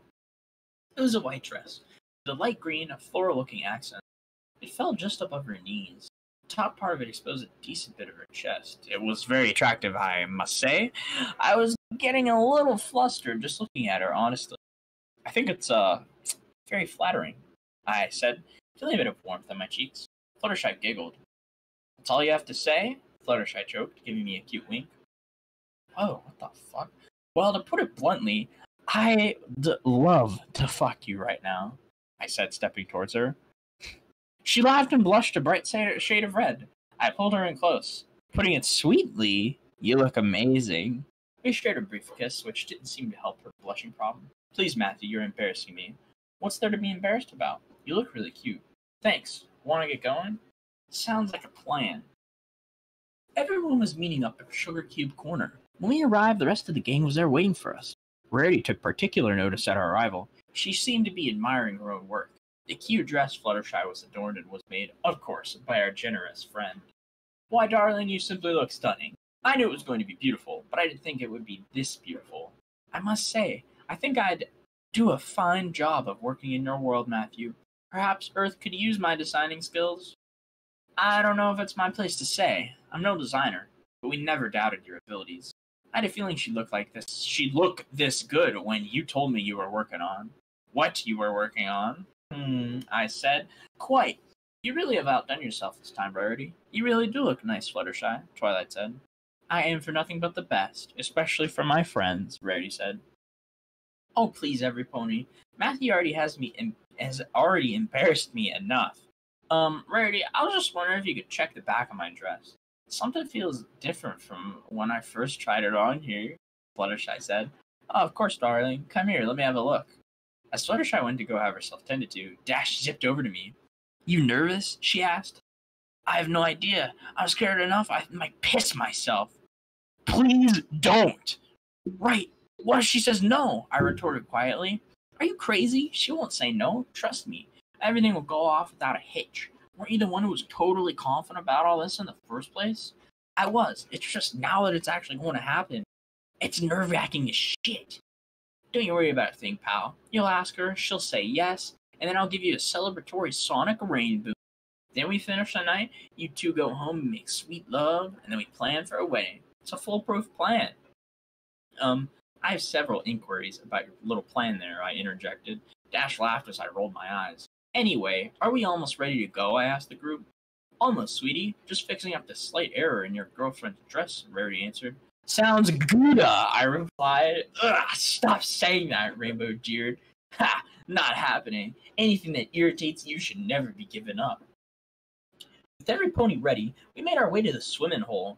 We spent a good half of the day just messing around in the water. To no pony's surprise, Pinky and Dashy were the first ones in the water, while every pony else was getting their things set up, like chairs and umbrellas. Fluttershy was slipping off her dress, revealing a cute pink string bikini. I almost died! As soon as my perverted staring was finished, we set up some things to play a tumultuous game of water polo. That went on for quite a while, actually. It got way too competitive. After our swimming games were finished, we settled down for a picnic. A wide assortment of food made for us, thanks to Pinky and Spike. Truly the best baker and the best assistant ever. We'd chow down like royalty, I reckon. And as the day came to a close, we all headed back to my home for the bonfire. And it couldn't have been a more perfect night. The day had yielded not a single cloud. Therefore, the skies were as cloud as could be that night. You could see billions of stars, not to mention the glory of the moon. It was beautiful. I always did love stargazing. And given our nice bonfire, we were able to make s'mores. Very tasty, but then again, when aren't they tasty? And of course, there was one final matter to attend to that night. I decided to take Fluttershy on a walk. We eventually made our way onto a hill. As we sat down, we noticed that it was the hill I arrived to Equestria on. Given the gorgeous view of the clear night sky, and us being alone where we were, the mood was starting to become quite romantic and serene. Fluttershy was too entrapped in the scenery and the feeling of being where she was to notice me staring at her. When she did notice, she giggled. What? She questioned. I'm just thinking, I answered. Oh, and what are you thinking about? Just why I love you so much. And why's that? She asked. Leaning into me, I wrapped my arms and wings around her and held her close. You're not afraid, I answered. She laughed at the irony of my statement. Matthew, I love you too, but we both know I scare all too easy, she protested. I don't mean, like, afraid of physical things and traumatic stimuli. I mean, like, you're not afraid to dare, to do what you want. Sometimes life prevents you with uncanny situations, and you always try, at the very least. And that's important. If we don't try, life sucks. Taking risks is what makes life fun. I guess you're right. I do dare quite a bit. I mean, look at where we are, you and me. If it weren't for my willingness to let you into my life, I would still be as timid and shy as the day we met. I wouldn't have grown as much as I have in the time I've known you. If I didn't dare, I never would have met my friends. I wouldn't be living the life I have now. You're absolutely right, Fluttershy. You're just not afraid. And I love that. So much. And I think we just complement each other too well. My crazy is matched by your calm. My energy is kept in check by your steadiness. But the love, The love comes full circle. It's always there, I stated. Never goes away. Never, she added. Yeah, at this point I was shaking a little bit. I felt the moment of truth was upon me, and I couldn't have been more nervous. Sight of our friends helped calm my nerves, just as they promised. They were going to be right beside us when the time came. Howdy, you two, AJ greeted. You don't mind if we join you, do you? I don't see anything wrong with that. In fact, I think it would be nice, Fluttershy said. I winked at them while Fluttershy wasn't looking. They all smiled at us. Sorry, I'm in a war zone if you heard that. They all smiled at us. We all sit in an oval shape facing out towards Canterlot. We all exchanged words of how the night had been for us. The revealing topic was how tired we were all becoming. Spike seemed worse than the rest of us, so we poked fun at him a bit. It was all in good humor, of course. We were all feeling the same way. Ironically, our cheery, loud sound was quelled by a short moment of silence. We all just looked out into the distance. The moment was perfect. Hey, Fluttershy, I said, breaking the silence. The wheels were now in motion, as every pony's eyes turned to us. Fluttershy looked at me. Remember how I mentioned you weren't afraid? How you're always willing to try? She nodded. I do, she answered. Well, there's something I want you to try with me, I said. Oh, and what's that? Tying the knot. My adrenaline was pumping faster than ever before. Fluttershy's eyes widened and shocked, and her hand went to her mouth. A gasp of glee escaped. Oh my gosh! I pulled out a small box from my back pocket and got down on one knee. I opened it to reveal the ring inside. Fluttershy, will you marry me? She knelt down in front of me and pulled me in for the most passionate kiss we ever shared. In the background, we heard tears being shed from our friends. Fluttershy and I were hesitant to break our bond. We stared into each other's eyes. The rest of the world all a blur to us in that moment. You know, you still haven't answered, I said jocularly. Fluttershy was in a fountain of jubilant tears. Yes, Matthew, 1,000 times yes. I will marry you. Yahoo! We heard Rainbow Dash cry out. She flew off in the blink of an eye, leaving a sonic rain boom in her wake. Show off, I cried out. Our friends began cheering in the background, and shortly after, Fluttershy and I were wrapped in a tight group hug. We were all laughing and crying. It was just a really fucking beautiful moment. Okay, need to breathe, I cried out. The hug parted with laughter. I took the ring and placed it on Fluttershy's left ring finger. It was, as you may have guessed, perfect. Matthew, Fluttershy started. Yeah, I replied. I love you. So much. I love you too, Fluttershy. We shared a kiss. One lasting much longer than the previous one. In that moment, nothing else mattered. The world faded away. It was just me and her. It was just Fluttershy and me. That is the end of that chapter. That was incredible. Yeah. That was probably one of the better ones, to be honest. Did you hear the explosion in the background? I heard something. Yeah. Ryan, I didn't know you were in a war zone. I know, somebody blew something up. You're not right. I actually live in the Middle East. Oh, I was lying. Oh. Well, I live in Syria. The Civil War is still going on. How is it? Like, how would you rate it? Racist. It's not racist. I didn't say anything about race. What's wrong with you? Okay, racist. Ah, well, that's true, but... Nationalist. Whatever. That's true. Okay, nasty. That sounds That was the such a... cheesiest thing I think I've ever read. I think I've ever heard, though. Oh, it in my life. it was better compared to some of the other chapters. Yes, yes. 1,000 times yes. Well, it is My Little Pony. It's just a happy love story, you know? There's 2 chapters left, too. Are you ready to cry? I hope we cry. I hope it's tragedy. I hope they all Yeah, it cry. just ends with this tragedy, like, Fluttershy has, like, some crippling disease. Fluttershy fucking dies. Yeah, she just dies. Carry on then. The first part was cringy, too. Alright, yeah, here I go. Again on my own. Okay.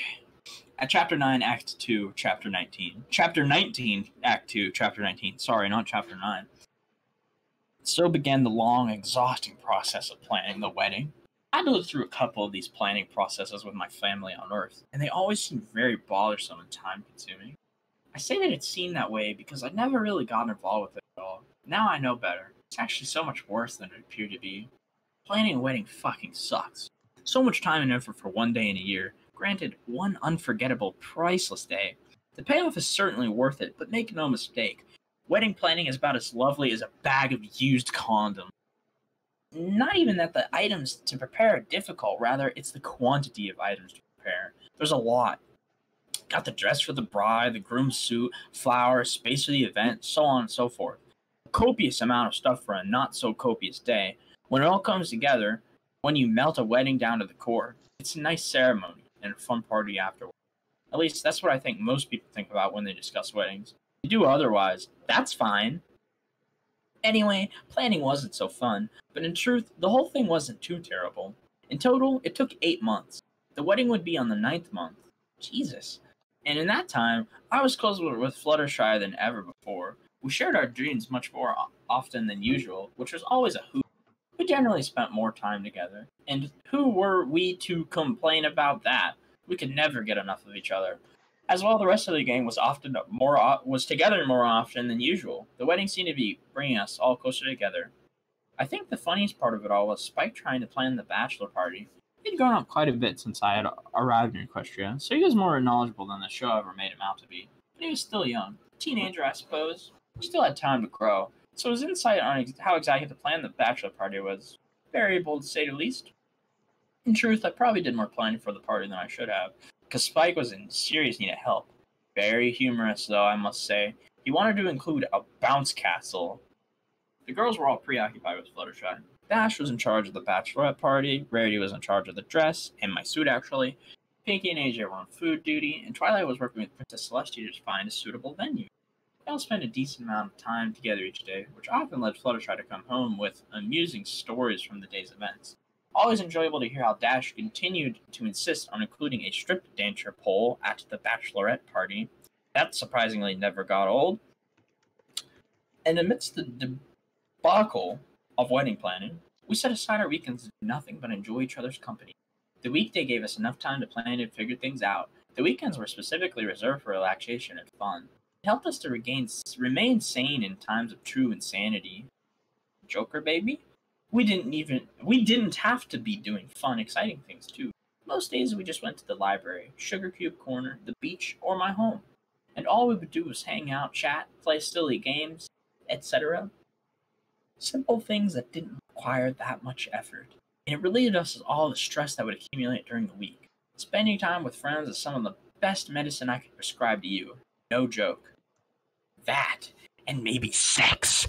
There was a good deal of that between Fluttershy and me. Extremely relieving, I must say. You guys should try it. Anyway, allow me to digress. I could go on about boring wedding planning for a while, but I'm sure you don't want to hear about it.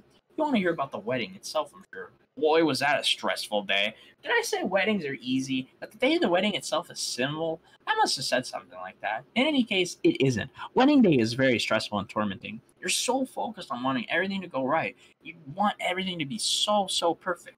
It feels like the whole thing could come toppling down at any moment. Rather than having the wedding at the Canterlot Castle, as Princess Celestia and Luna invited us to, Fluttershy and I decided we'd like our wedding to be atop the hill that I arrived at Equestria on. It meant a lot to us. It was sort of like a stepping off point for our new lives together, rather than a new beginning or just a beginning in general. Anyway, everything was set up simply and beautifully. There was a nice little altar, seats for every pony, and everything else you'd expect from an outdoor wedding spot. While every pony was ready and dealing with the pre-wedding jargon, I was dealing with the basics of getting ready. Spike was helping me out as best he could. I was just getting into my suit. Were it not for the air conditioning in my room at home, I'd be sweating bullets. Though make no mistake. I was sweating, just not bullets. My concern worry must have been very apparent. Hell, looking at myself in the mirror, I could tell. It was painfully obvious. Spike picked up on it immediately. He gave me a firm pat on the back. You look tense, he joked. Really? You don't say, I retorted. Got nothing to worry about, dude. Everything will be perfect. All you gotta do is get ready. I want Fluttershy to beat you to the altar. That would be weird. Well, you're not wrong. It seems I am taking a bit long to simply put on a suit. Oh boy. I sat down wearing nothing but my dress pants, which weren't even buttoned and zipped up. There was a knock at the door. Yeah. It's Twilight. May I come in? I hopped up and fixed my zipper situation. Yeah, door's open, I replied. Twilight entered, wearing her bridesmaid dress. She raised an eyebrow at me upon entering. Matthew, come on. You should be way more along than this, she jeered. He's nervous. I'm trying to help him, but he's spooked, Spike answered. I have every right to be, I stated. Twilight walked over and gave me a soft smile. Matt, do you love Fluttershy? I nodded. Then you got nothing to worry about. Just get ready, get to the altar, and get married. Nothing to it. Easy for you to say. You're not getting married. True, but my friends are getting married, and I've been with them every step of the way. I think I've got a decent understanding of the proceedings. I moped a bit, leading her to place a hoof on my knee. She was still smiling. Don't you worry about a thing, Matt. Just get out there and get married to the woman you love. Nodded with a smile. Twilight headed for the door, smiling once more before exiting. Let's get you ready, pal, Spike said. Agreed. I felt motivated after Twilight's short visit. I got ready as quick as I could, touching on every aspect of myself. But before I was able to make it out, I had another visitor. A knock came at the door, followed by said door bursting open. It was Rainbow Dash. She flew in and wrapped me in a tight hug. Good to see you too, Dash. I'm heading out right now. Please let go. I enjoy breathing, I said, trying to breathe through a tight grasp. She let go a moment later. There were tears in her eyes, I noticed. Dash, you good? Yeah, I'm just happy, you know? My two best friends are getting married. It's emotional, she said, her voice cracking a bit. Aw, look at that. Dashy's getting emotional, Spike joked. Shut up, she barked. I laughed. It's all right, Dash, I comforted her, kneeling in front of her. You're really that happy and not afraid to show it, huh? Well, yeah, why wouldn't I be? I know I can be emotionally shallow sometimes, but when it comes to my friends, especially at times like this, I think it's appropriate to let go, you know? Feels good, actually. I'm sure it does. Being emotional isn't a bad thing. I think you don't understand that sometimes. It's okay to be sad and show it, especially with friends.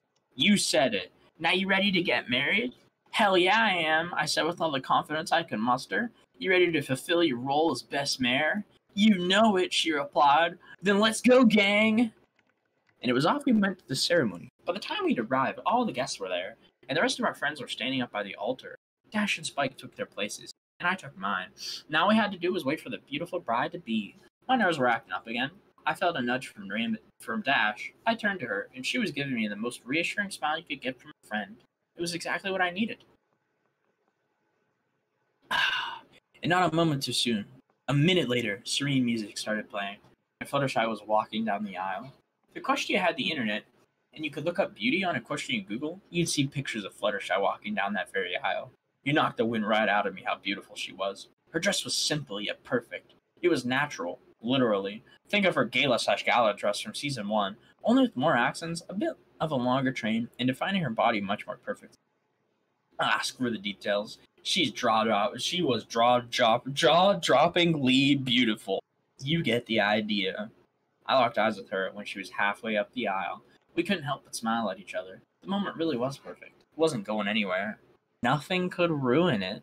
And as she stood before me and I stood before her, nothing else in the world, or even the whole universe, mattered. It was just me and her, Fluttershy and me, just the way we loved it. Celestia was presiding over the ceremony. Luna and the rest of our friends were aside on the whole way, through, and just about every pony in Ponyville was there to view. There was a cool, soft breeze flowing over the hill. The world was resting peacefully around us. It was the textbook definition of a moment. Sorry, I'm still in a war zone. Celestia began with her lovey-dovey, corny speech, as most weddings include. Followed by that, Fluttershy and I exchanged our vows. We exchanged our rings, and then we got to utter the fateful words. Fluttershy, do you take Matthew to be your husband? Celestia asked. Fluttershy looked at me with tears in her eyes and a smile on her face. I do, she said. My heart jumped over the moon. And Matthew, do you take Fluttershy to be your wife? Celestia asked. I was so close to breaking down from a sheer passion and joy. Every fiber of my being, I spoke. I do. I noticed Fluttershy did a short jump. I think her heart had jumped over the moon with mine.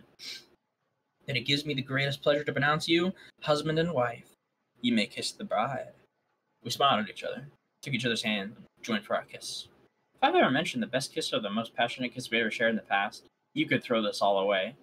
This, without a doubt, was the best, most passionate kiss we could, would, and will ever share. The world around us fell away. I wrapped her up in my wings and swung her around and held her as we parted. I lifted her back up, and the world came back to us.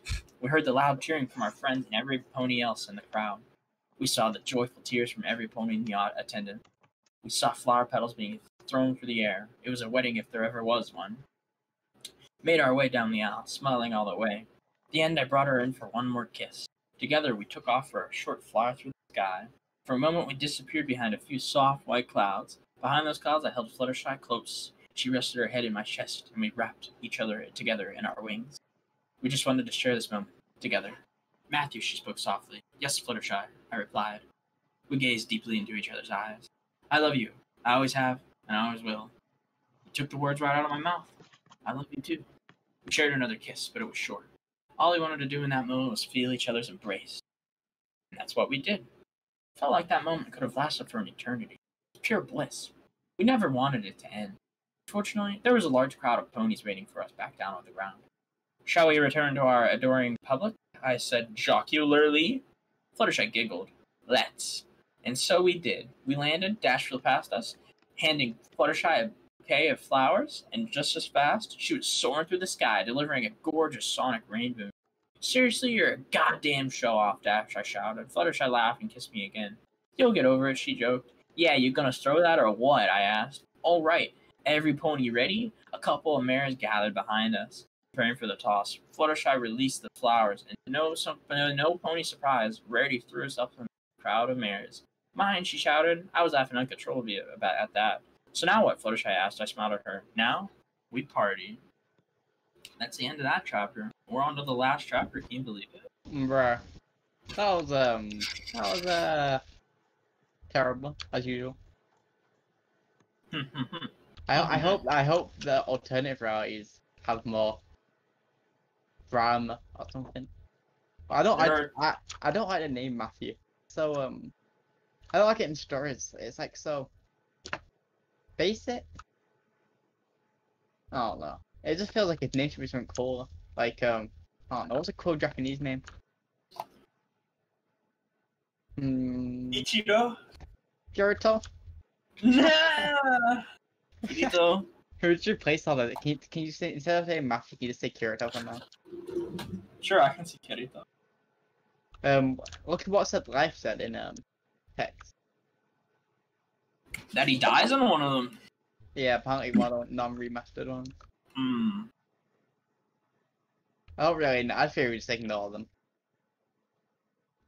I think just go straight on to the alternate realities.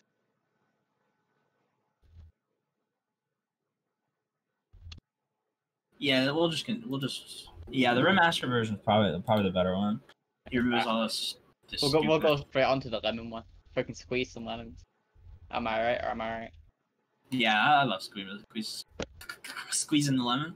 Whose lemons are we squeezing, right? Well, I would like to squeeze mine before anybody else. You know what I mean? No. You don't know what I mean? No. You know, releasing the old floodgates, if you know what I mean. Oh, you're gonna kill yourself. No, Okay, I'm gonna die in the war. Can't you hear the bombs in the background? Being shelled by artillery? No, Is that you actually die someone- with is that Beta someone- while killing the Indians. I'm Is sorry, it right? your lemons, Ryan. Is there actually what? Is that shooting? Is it actually what? Is that like someone shooting or something? Okay, guns aren't that loud. That's gotta be like a or something. Pew pew pew pew. What if it's like a B11? A what? A B11? No, it's a B10. That's a B10. It might be a mortar or an M80. Your house is being Frag. blocked Yeah, my house is being shelled right now. by the British. Well, I'm here, Ryan. I'm here to take back my. You're not shelling us very hard. You've dropped 2 shells in the matter of like 20. We have a little budget, you know. I know. Can you just give us? Man, this is so sad, guys. Ryan's getting absolutely wrecked. Not even they didn't Like- they didn't even hit my house yet. You don't know that. It's Star Wars level accuracy. Damn, just Jordan. That's just I don't actually want to kill him. Ow. The clones were better They're than the just stormtroopers. teasing. They're just destroying all the places around his house that Ryan's not at. Okay, Oh, they're trying to demoralize me. I see. Are we gonna finish? Get humiliated, It won't work. Ryan. It won't work. That's not what demoralization means. It's not humiliation. No, can we Okay, get to? close enough. Can we get to finishing up to? Only You're right, Get left. slowly wrecked, there's Ryan. one chapter left. You're right. I'm being subverted. I There- won't let myself be subverted Ryan, by communism. Sorry. You won't give Ryan. in. Ryan won't give Yes, in. Ryan life, will yes, give life. in. There's one I will chapter. not. There's one chapter left of Arc 2, and then you have to go to the original and read Arc 3 and No, 4. we can't.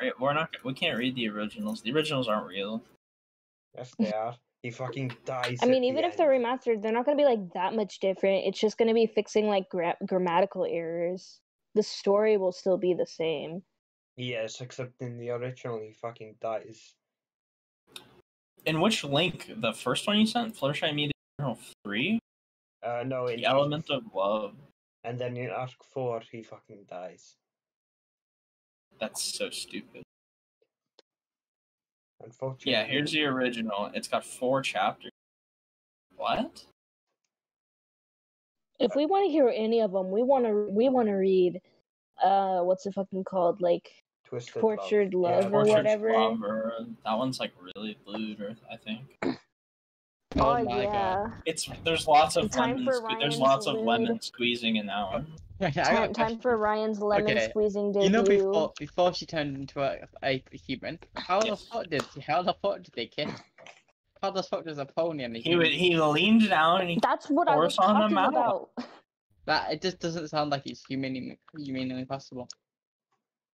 We don't ask What? those questions, Beta. It's a I just don't think a pony can fanfiction. properly kiss a human. They can kiss, but not proper. It'll be a bit weird. Well, the problem is Be a little moist. the problem Little is sloppy. you're imagining a normal pony. You need to imagine it as an actual MLP pony. You know? Yeah, They but can even do- as an LP pony, I still imagine they have like human lips. Well, I mean, horses do have like Me. No, let's Like- compare it. lips, you know. You can kiss horses, Mr. Beta. It's not impossible. How do you Okay, know? Ryan. How do Where do you know this information, Ryan? It doesn't take any Was it prior from- knowledge. I just know From it. experience, Ryan. Was it from experience? Yes. Allegedly, we don't know.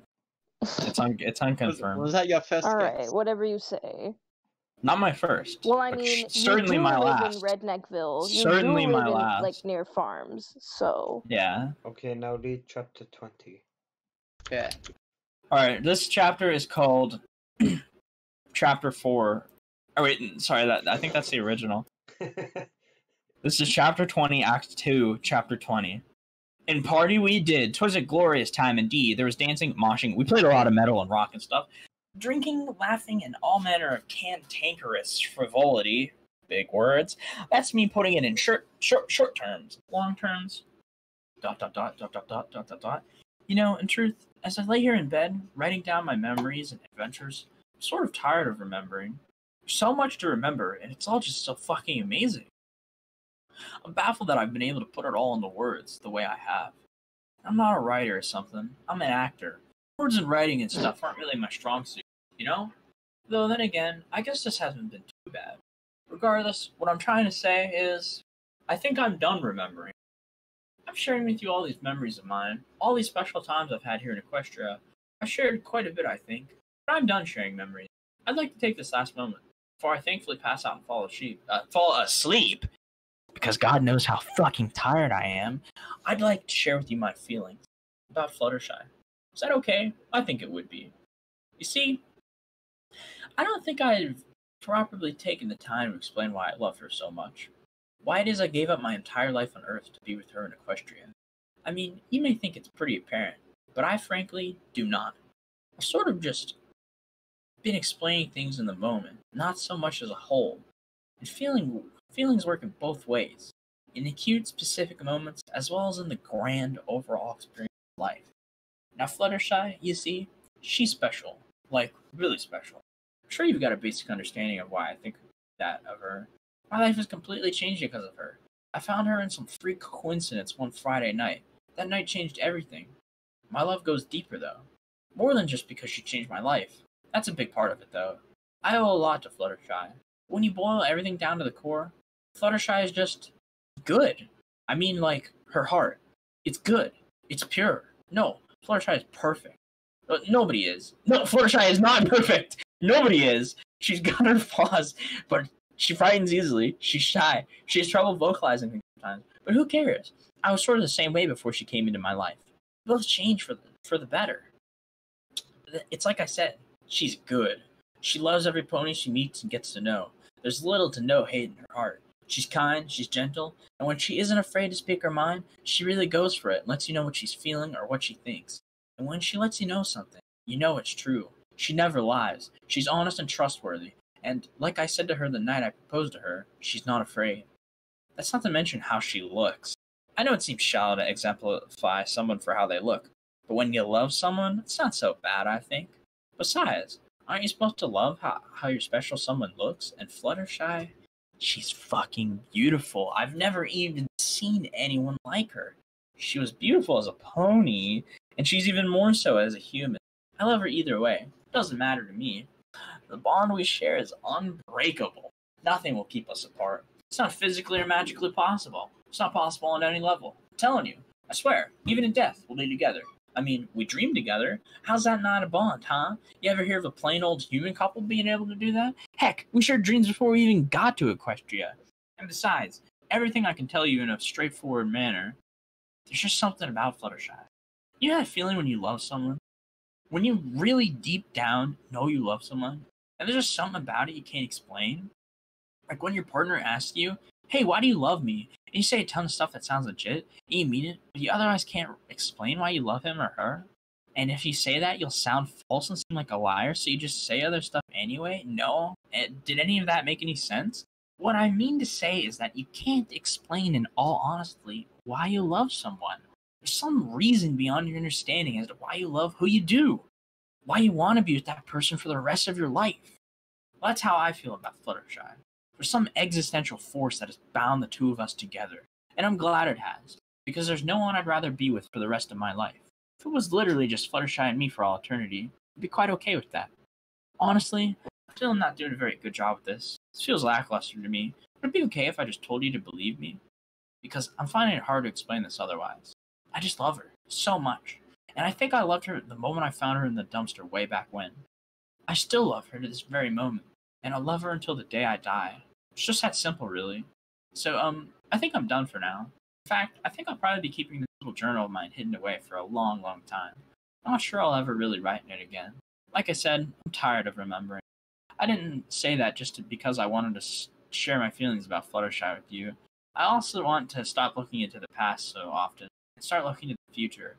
I've been in Equestria for a few years now, and I've got so many more ahead of me. Just thinking about all the possibilities makes my head hurt. My wife is sleeping at my side, like I mentioned before. I'd like very much to cuddle up with her now, maybe share our dreams for the night.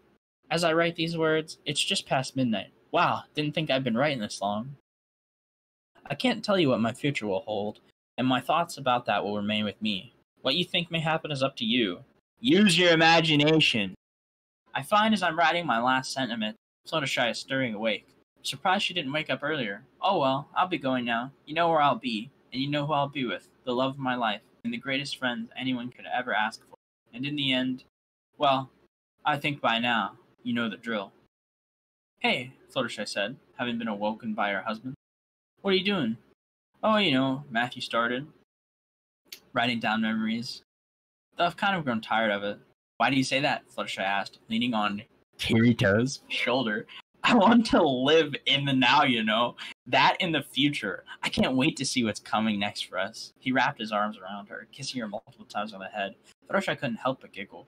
Well, you know what I think, she said, looking into his eyes. What? Whatever life may hold in store for us, I'm just glad I'll be facing it all with you. Matthew and Fluttershy stared deeply into each other's eyes for a moment before sharing a long, passionate kiss. As they parted, Matthew wore a quirky smile. I love you, Fluttershy, he said. I love you too, Matthew. Forever and always, she said. Forever and always, Matt replied. Matthew and Fluttershy cuddled up to each other in the bed, wrapping each other in their wings before gently falling asleep.